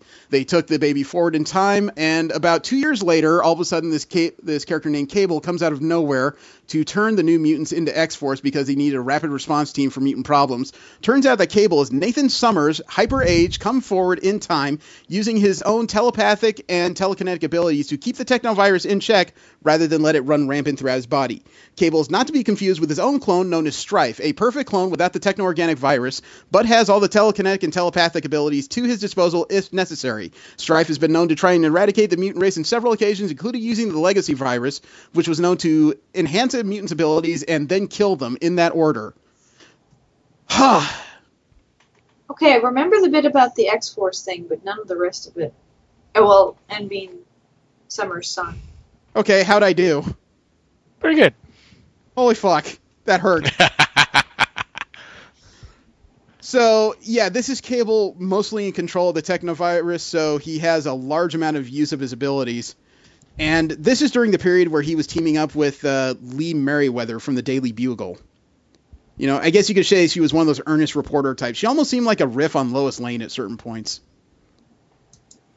But Cable and Deadpool, long story short, without getting into too many details, have different ways in. Cable's is very straightforward, shield himself from bullets and just get in the central facility, while Deadpool has to blow shit up, steal, maim. I don't want to say kill, but definitely maim to get inside. And the two of them get face-to-face, and Deadpool decides to start the conversation. Blow my mind if it isn't Nathan Dayspring, Askani's son, Summers, Cable, Soldier X. Or are you just calling yourself Priscilla now? Cable is fine. So is this going to be one of those testosterone things? Yes, Probably. It probably is. It was great. And then he blows his brains out. Well, you told me to. Yeah, issue 2 was a funny thing when they took that phrase he used at the end of the first issue of blow my mind a little too literally. You know, and then they replayed the last panel a little bit. Blow my mind if it isn't Nathan Dayspring, Askani's son, Summers, Cable, Soldier X. So, Cable, why are you looking so constipated? And that's when he used his telekinetic abilities to blow his mind. Big hole back there. Yeah. You just got to give it to Cable, who's not really known for riffs, walking away from and just going, well, you told me to. I do like, on that note, I liked later in the series where after they had spent some time together, he starts babbling like Deadpool to the enemy. Yeah. He's just like, damn, I've only been around for a little while, and now here I am. Yeah. In this series, or in the second issue, we find out that Cable's telekinetic control is extremely fine to the point of being able to deconstruct things on the fly, more or less. And it seems like an afterthought, doesn't it? Yeah. In a way. But I mean, he also was able to telekinetically pull the virus out of that girl too. Yeah, that came later in the issue. It turns out the facade virus was for some reason swallowed by 3. I guess you could call them self-styled anarchists because honestly they're not very good at it. Yeah. You know, they find out that the virus allows them to make themselves malleable so they can change their look into anybody, and one of them decides to pretend to be Tom Cruise and sleep with a bunch of women at the same time. Oh, was that supposed to be Tom Cruise? Yes. Okay. I wasn't sure who exactly he was supposed to be when they said he was someone famous. I took that from the line that Cable said when he came in. You know, quote, just for the record, Minority Report isn't even remotely accurate. Oh, gotcha. That's why he said that. I was very confused. That's what I took from that. I mean, if I'm wrong, I'm wrong, but I always took that. That also kind of makes sense about the samurai porn star. Yeah. But just before that, when Deadpool catches up to Cable, he still wants the virus. And I remember, Deadpool is trying to explain to him why he's behind this plan because he's tired of the way he looks. He doesn't like looking like a giant cancer sore all of his life. And as they're discussing it, he says, so, since my job is bring back safe and sound and yours is search and destroy, I guess kicking your butt is inevitable. And Cable just says, don't make me laugh while I do this. Do what? And he blows his mind out again.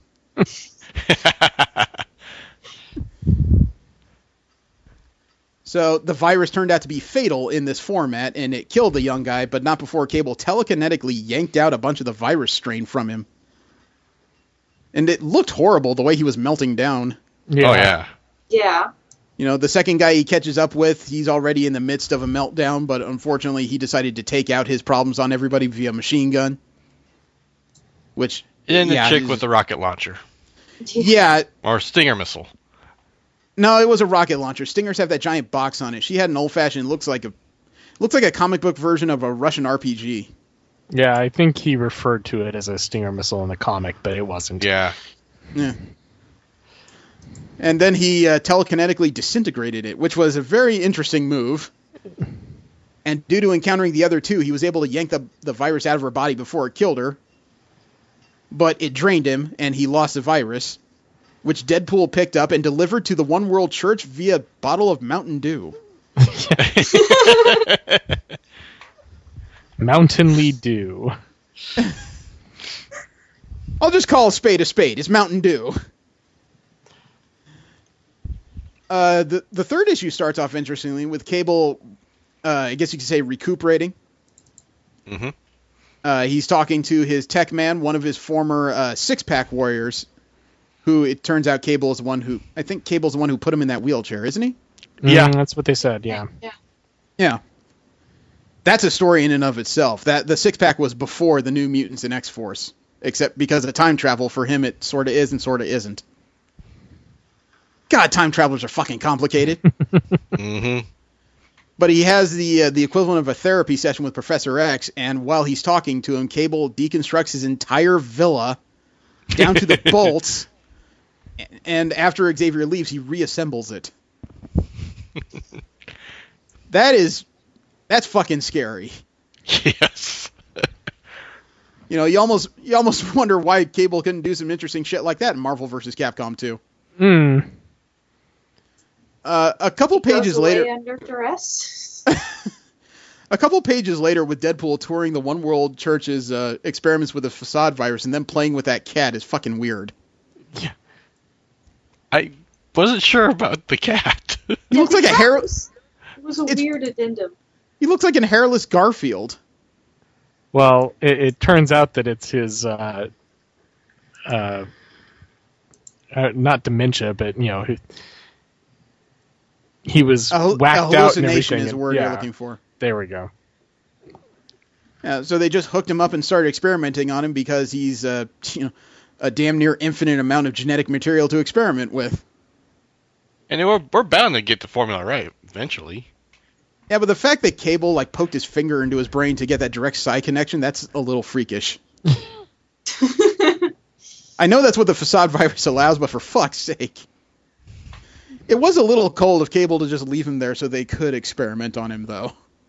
Well, Cable has not been especially warm this entire thing. Yeah. Cable has never been especially warm. That is not his way. Cable is first and foremost a soldier, and sometimes that does mean sitting back and seeing what your enemies are about to do. Yeah, that's true. I mean, it seemed practical. I knew the guy could regenerate. But it turns out it works. Deadpool is now blue, and his face is relatively normal. Mm-hmm. And then Cable and Deadpool have a difference of philosophy as to what's about to happen, because Cable steals the facade virus and the way they administer it via optic light. And, of course, because Deadpool is into this church, all of a sudden he decides, no, you can't do that. Well, and they apparently specifically planned for Cable to try and do that. Which was an interesting move. And the two of them start fighting, and things are not going well for either one. I did like the scene where the leader of the church, Anton Crutch, is trying to run away, and Cable throws a sword in his robes between his legs. Yeah. Prime Minister Anton Crutch, so you want to remake people in your image, all blue? You said it was a good plan. It has potential, but I imagine the pitch would be much harder sell if it involved, I don't know, castration? What? In your image? Or what it will be if you don't tell me how to stop the virus inside me? And then that's where he reluctantly says, there is no cure.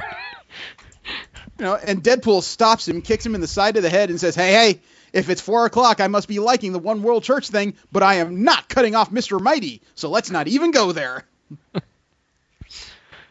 Okay, first of all, Mr. Mighty is the best penis name I've ever heard in my life.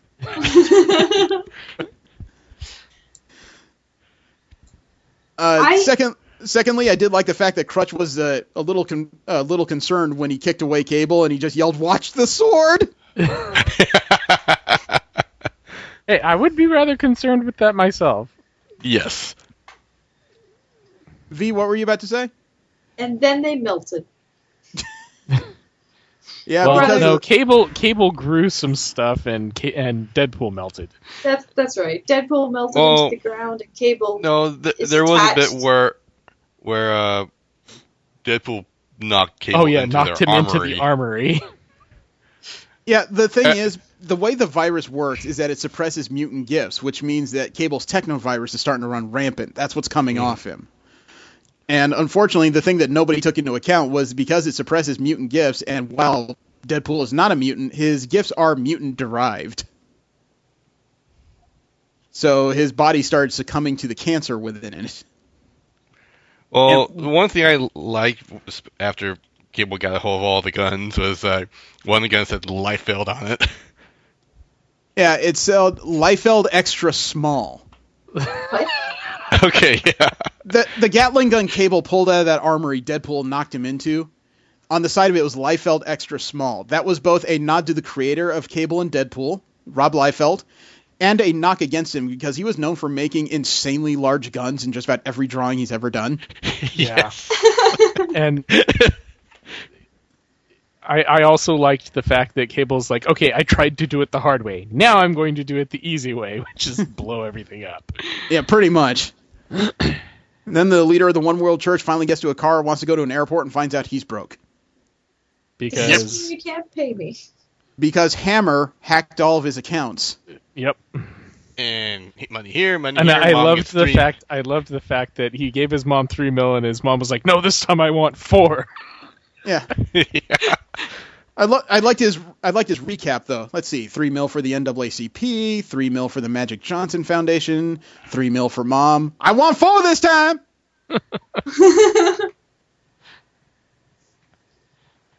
And towards the end of the issue, Cable is unable to stand due to the technovirus, but it turns out that Wade Wilson's healing factor has also gone wonkers, and he melts. Slowly. Yep. Excruciatingly. And of course, it happens to take the larynx out last. It's like, well, really? I mean, Cable told him that because of their weird physiologies, was it Deadpool's healing factor might give Cable enough of a boost where he could put his own powers back into use, which would stop the technovirus, and then we've seen his powers. He could probably genetically rebuild Deadpool after that. And then Deadpool asks, and then all they have to do to make this work is somehow share blood.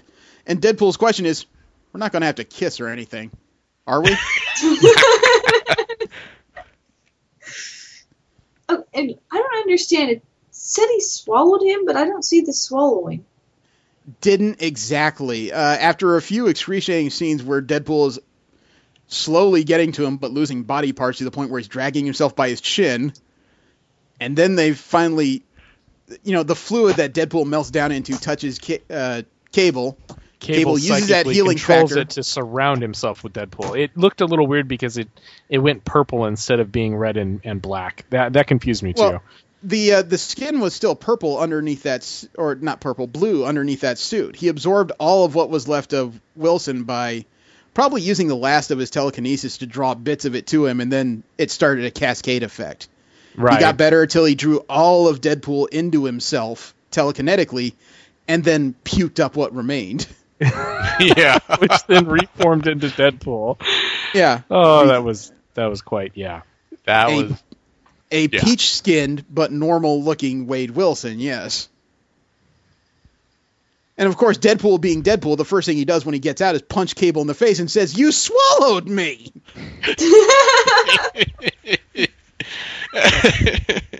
My God. And after every what? panel with Deadpool is awesome. With him speaking, anyways. Yeah. Let's see. I like the fact that after it's done, Deadpool's picking up what's left of his costume. But more important, Cheer with Color Guard does get bloodstains out. Yeah. Okay, so now what? I have to make sure Crutch doesn't try this again. With what? We made mincemeat out of the deliverance machine. And then Cable telepathically talks to a reporter he's in contact with, Lee Merriweather, and Deadpool knows he's doing something, so all he says is, "Rude, I'm standing right here." They haven't given him the ability to see other people's thought bubbles yet. Yeah. And Deadpool's getting dressed and says, "Okay, let's go kick his head in. I thought you were sold on the whole Unity thing." "Yeah, well, the whole forgot to mention the melting thing trumped that." Best way to express that ever. "We team up. Buddies, right? Riggs and Murtaugh. Bonnie and Clyde." "What, you call dibs on Bonnie?" "Figures."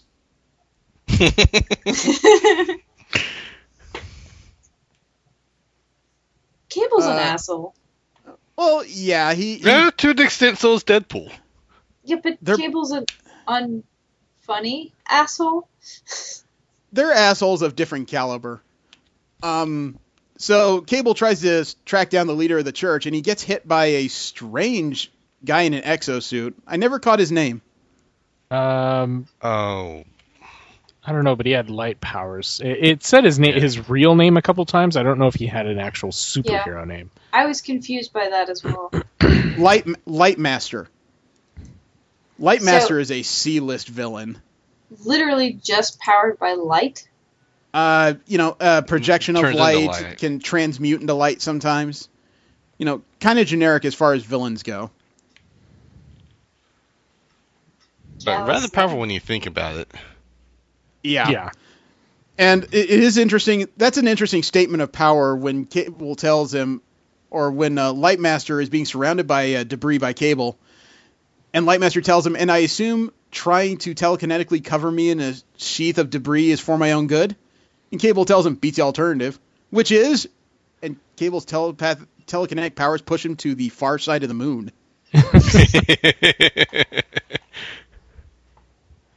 That's guessing he's going to be depowered there? Not depowered, but it'll take him a bit to get out and back. Right. Like 2.3 seconds. He took him off the board for a little bit. But as far as displays of powers, that is definitely a done moment. Yeah. So Cable makes modifications to the machine that he stole from the One World Church, and instead of turning everybody blue, he turned them all pink. That was a little difficult to see without... I'll be honest, that was a little difficult to see at first until they actually outright just said, "Why pink?" I didn't think it was that difficult to see. It seemed pretty apparent by this weird ruddy complexion. To me, it just looked like everyone was supposed to be Caucasian or perhaps Native American. Yeah. But when they said pink, I could see it. That was kind of the funny thing about 2/3 of the way through the issue, because Deadpool was the one chilling out with the leader of the One World Church in a bar. And the guy's like, oh yeah, he used to be this, he used to be this. He's like, I guess it wouldn't have worked after all. Yeah. How Crutch can is you tell? standing You right tell next. with the cheekbones. Crutch is standing right next to him with a Mai Tai, and Deadpool says, that guy used to be black. Asian, Caucasian. What kind? Russian. Look at the forehead. Huh. So maybe my plan wouldn't have worked after all. So, in the midst of this issue, Cable is picking up several pieces of his former satellite base. It used to be known as Greymalkin, which is the street that the Xavier Institute was built on originally. And as he does so, he decides he needs to go talk to somebody and initiates his teleporter device, which at the same time yanks Deadpool out as well. Yep. Because they shared the blood, they now share a particular genetic signature that the teleporter can't tell the difference between. That was an interesting plot point. Yeah, the unfortunate part, though, is that anytime one of them tries to singly teleport, it drags the other and melds them into one creature for a little bit, which has to be forcibly ripped apart. Yeah, that was but they heal from it. Sequence. Well, again, because they share blood, they're sharing a lot of genetic markers right now, so the computer can't tell them apart. Right, and I know, I mean, it was just visually, I was having trouble telling what was going on. It was the dialogue assisted, but... Yeah, and the only way it works properly right now is if you select to teleport two individuals. And unfortunately, Deadpool also has access to the command structure of that teleporter now. Yep. So now you have Deadpool with a teleporter, which usually means global genocide. And now they... I'm sorry?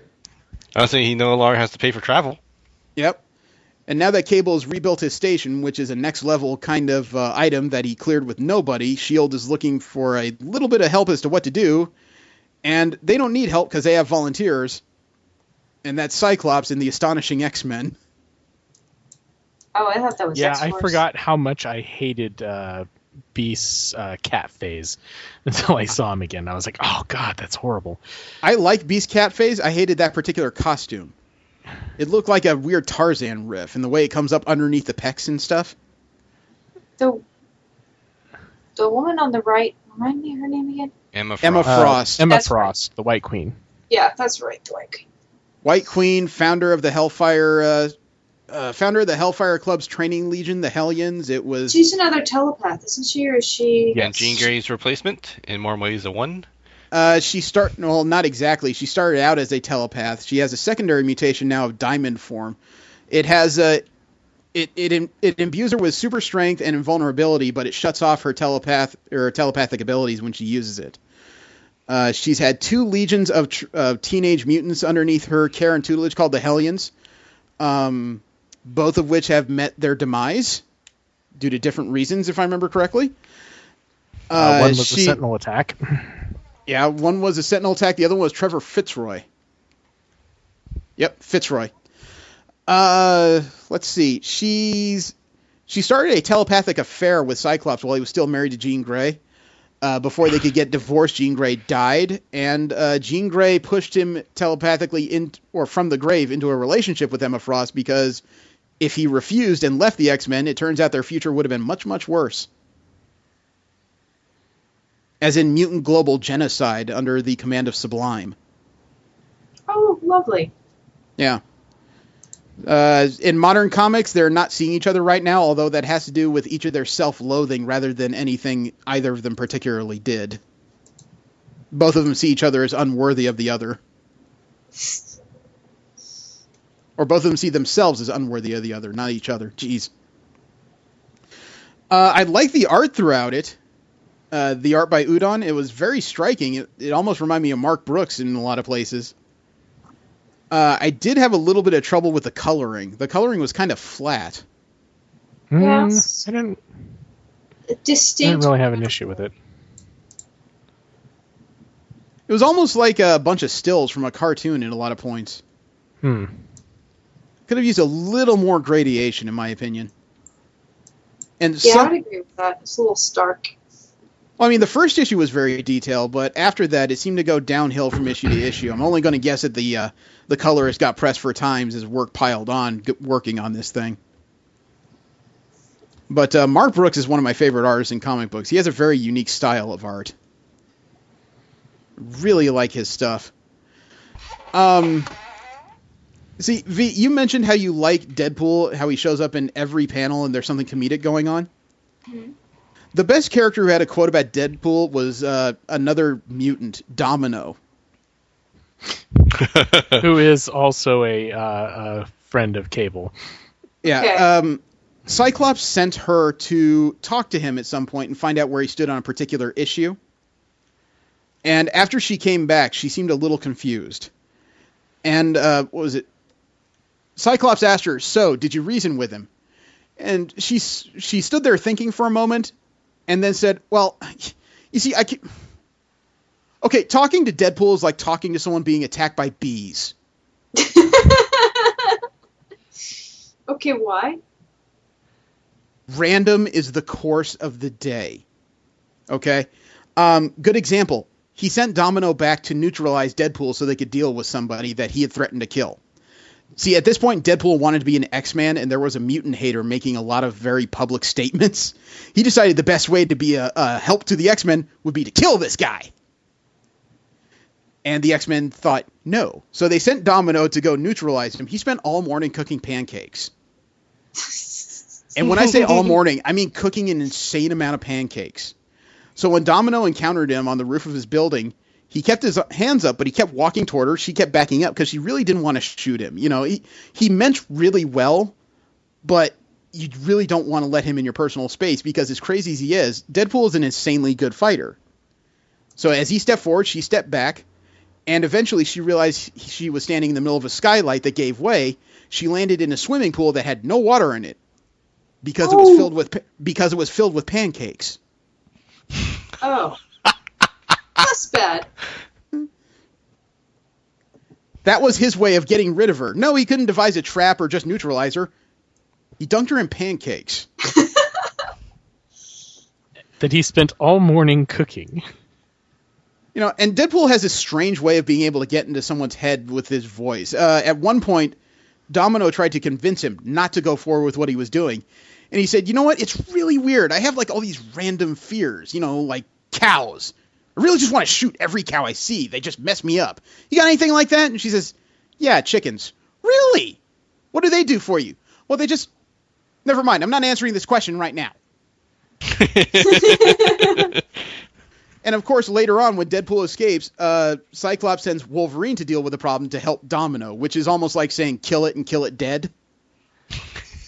So they have to... Deadpool. Yeah, so they're following Deadpool into a subway, and Domino crawls into a vent. Wolverine's right behind her, and Cyclops just asks, how's it going?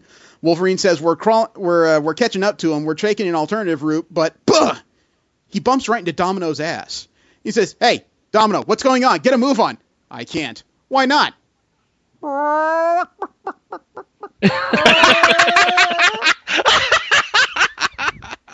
a chicken. There's a chicken in the middle of the fucking vent.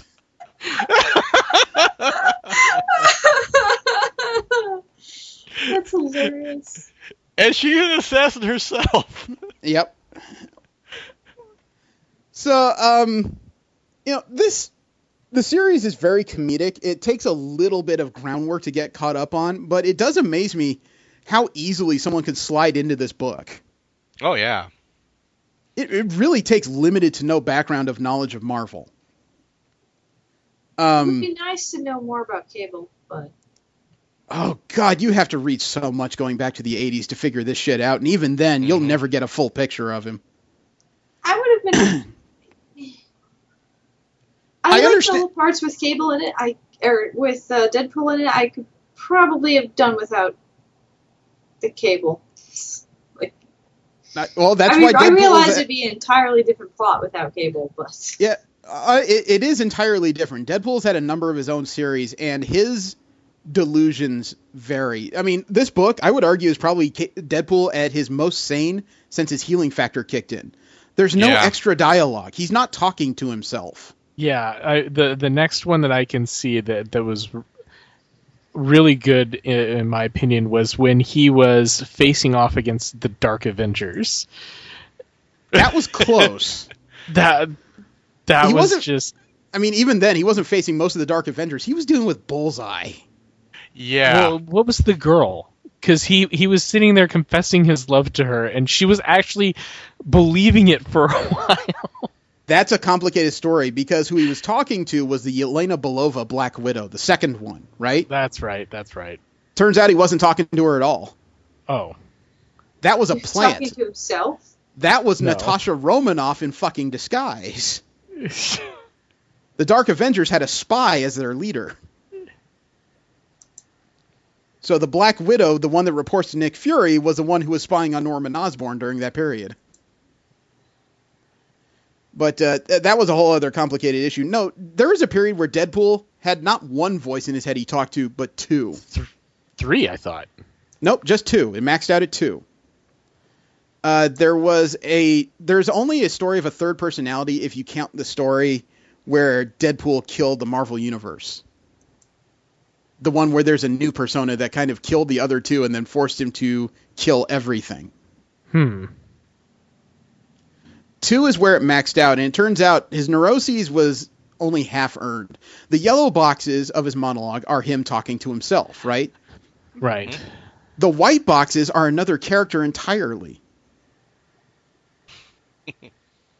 It was revealed in a subsequent story of Deadpool, I think in his annual, that he and another character that's known to bend reality and is also insane called Madcap had an adventure versus each other. They both ended up near incinerated, but they both have insane healing factors, and their ashes got caught in a dust devil, which intermingled them. So when their healing factors kicked in, there was only one body left. So the white boxes in Deadpool's head is Madcap. They had an annual I always where they thought he was talking to his cancer tumors. No, they resolved that in the weirdest way possible. Deadpool was talking to himself and decided he just had too much going on and needed a little more quiet. So what he did was he grabbed a lamppost and the back of something else, something mobile, and just held on. The vehicle took off and ripped him in half. Half of him regrew into Deadpool, the other half regrew into Madcap. They separated in the most forceful way possible. Seems very brutal. It was. But I don't think since that point, Deadpool hasn't had a whole lot of internal monologue. It seems like they've kind of chilled out on the neuroses a bit since then. Every once in a while, he'll remark on how lonely he is, but that's only a nod back to his multiple personality days. Multiple personalities are so fun. I would argue that with Bruce Banner, Danny Ketch, Johnny Blaze, and a few other people. Oh, fuck, the Sentry. Holy fuck. But Oh, wow. But back to the thrust of the story, I'm kind of surprised how many people I could refer this to. For a Deadpool story, it's surprisingly light on violence. Yeah, it has its parts, but yeah, it's not horrifically violent. Oh, come on. The Deadpool... No. Yeah, Deadpool, after he came back, after Agent X took over. Do you remember that? Agent X was like a Deadpool clone almost. Because of reasons I can't explain, they're too complicated. They technically share the same kind of powers and personality. They fought outside of Weasel's apartment. Weasel is Deadpool's tech expert and occasional help. You know, Weasel heard the explosions, and then he gets a knock at the door, and there's Deadpool, half of his costume blown off, bleeding a bit. He says, "Hey, Weasel, how's it going?" "I'm okay." "What happened out there?" "Well, I ran into that stupid clone of me again." And Weasel goes to the window. He says, "Oh, God, did you have to?" "Oh, did you like that?" "Yeah, that's great." "Did you have to spell my name in his entrails?"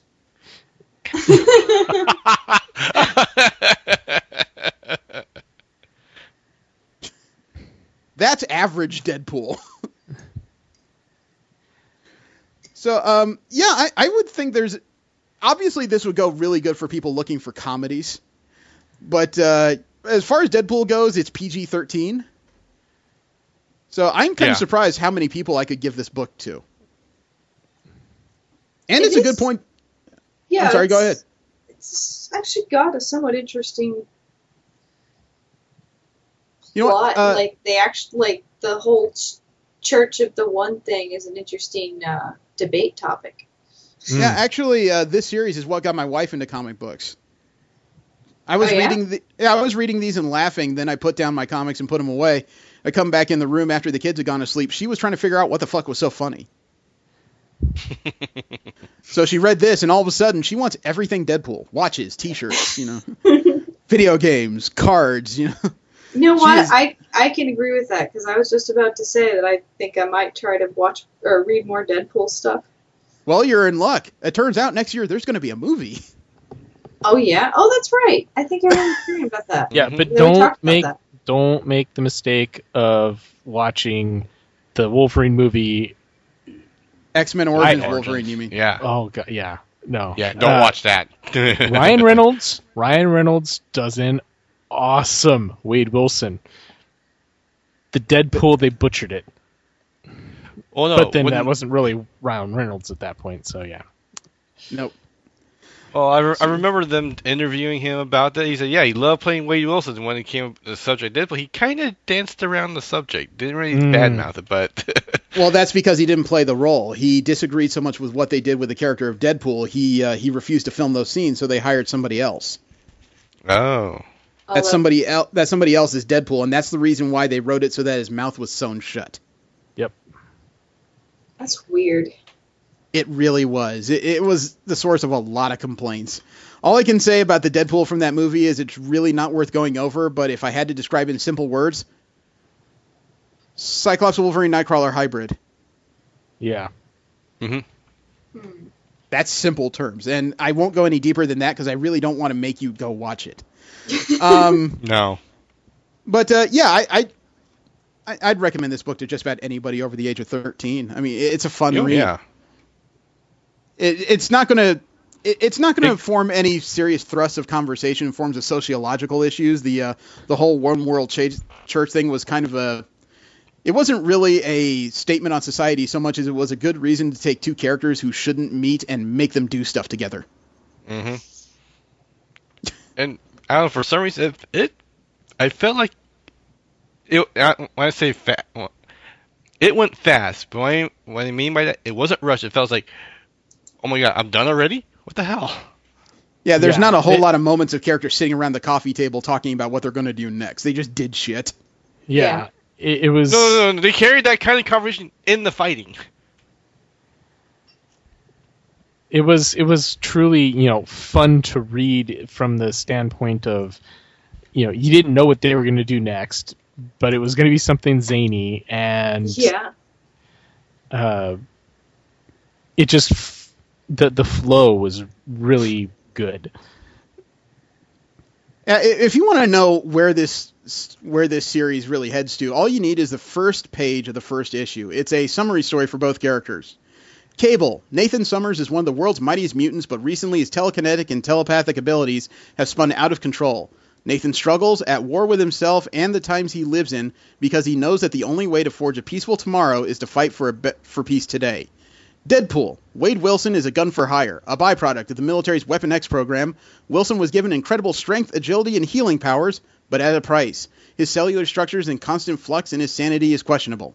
An outsider. All Wilson wants to do is swim in the societal cesspool, preferably the breaststroke, but no Speedos. That description was awesome. It's really sets the expectation for the kind of thing you're about to be reading. Yeah, I mean, you definitely know which one is the clean one and which one's the dirty one in this little buddy comedy. So, yeah, I can think of a bunch of people I'd like to give this to. Anything else you guys want to add? Read it if you want to have some fun. All right. I was trying to give some thought about what to do for next week. I have an idea, and it's one that I think will resonate terribly well with this particular crew. Okay. I think it's time we got into Irredeemable. I know not what that is. Irredeemable is an interesting story that it really does resonate with what we believe. Irredeemable is a story from Boom Studios. It follows the fall of the world's greatest superheroes at the hands of one of their own. It's written by Grant Morrison. Oh, no, I'm sorry. It's written by Mark Waid. Waid is one who did the Empire books, if you remember those. Okay. This is the same kind of thing, but from a different angle. It's about the story of the hero, the Plutonian. an alien that came to Earth with incredible superpowers and everybody looks up to him and blah, blah, blah. Right. Mm-hmm. He snaps and starts killing the world's superheroes and telling the world to get in line or I will fucking destroy you. Think Superman on a fucking bender. And I mean, it's not even the point where I'm going to do things better by just ruling you. No, he wants to just make people stop staring at him like he's a fucking outsider. Sound interesting? Yeah. I read it a while ago, and I don't remember a lot of the story bits. All I can remember is in the first few pages, he kills his world's version of Batman very quickly. I'm sold. No, he incinerates him and his wife and kids. Ooh, that's it's pretty one of dark. It's one of those stories. Sound good? Sure. All right. How many? 4.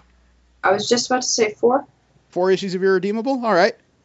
So next week it is Irredeemable by Boom Studios. It was written by Mark Waid and was done with Peter Krause. The book came out in April of 2009. All right? Okay. All right. Well, thank you very much for tuning in. I invite you to roll with us again next week. We discuss the Boom Studios book, Irredeemable. Thank you very much. Have a great week. I am Jeremy. Steve. Jesse. And D. Don't jerk and drive, and Chili, good fucking luck to you. All seriousness. Thank you very much. Some people are going to hear that and think I just told Chili to jerk and drive and shit. Fuck.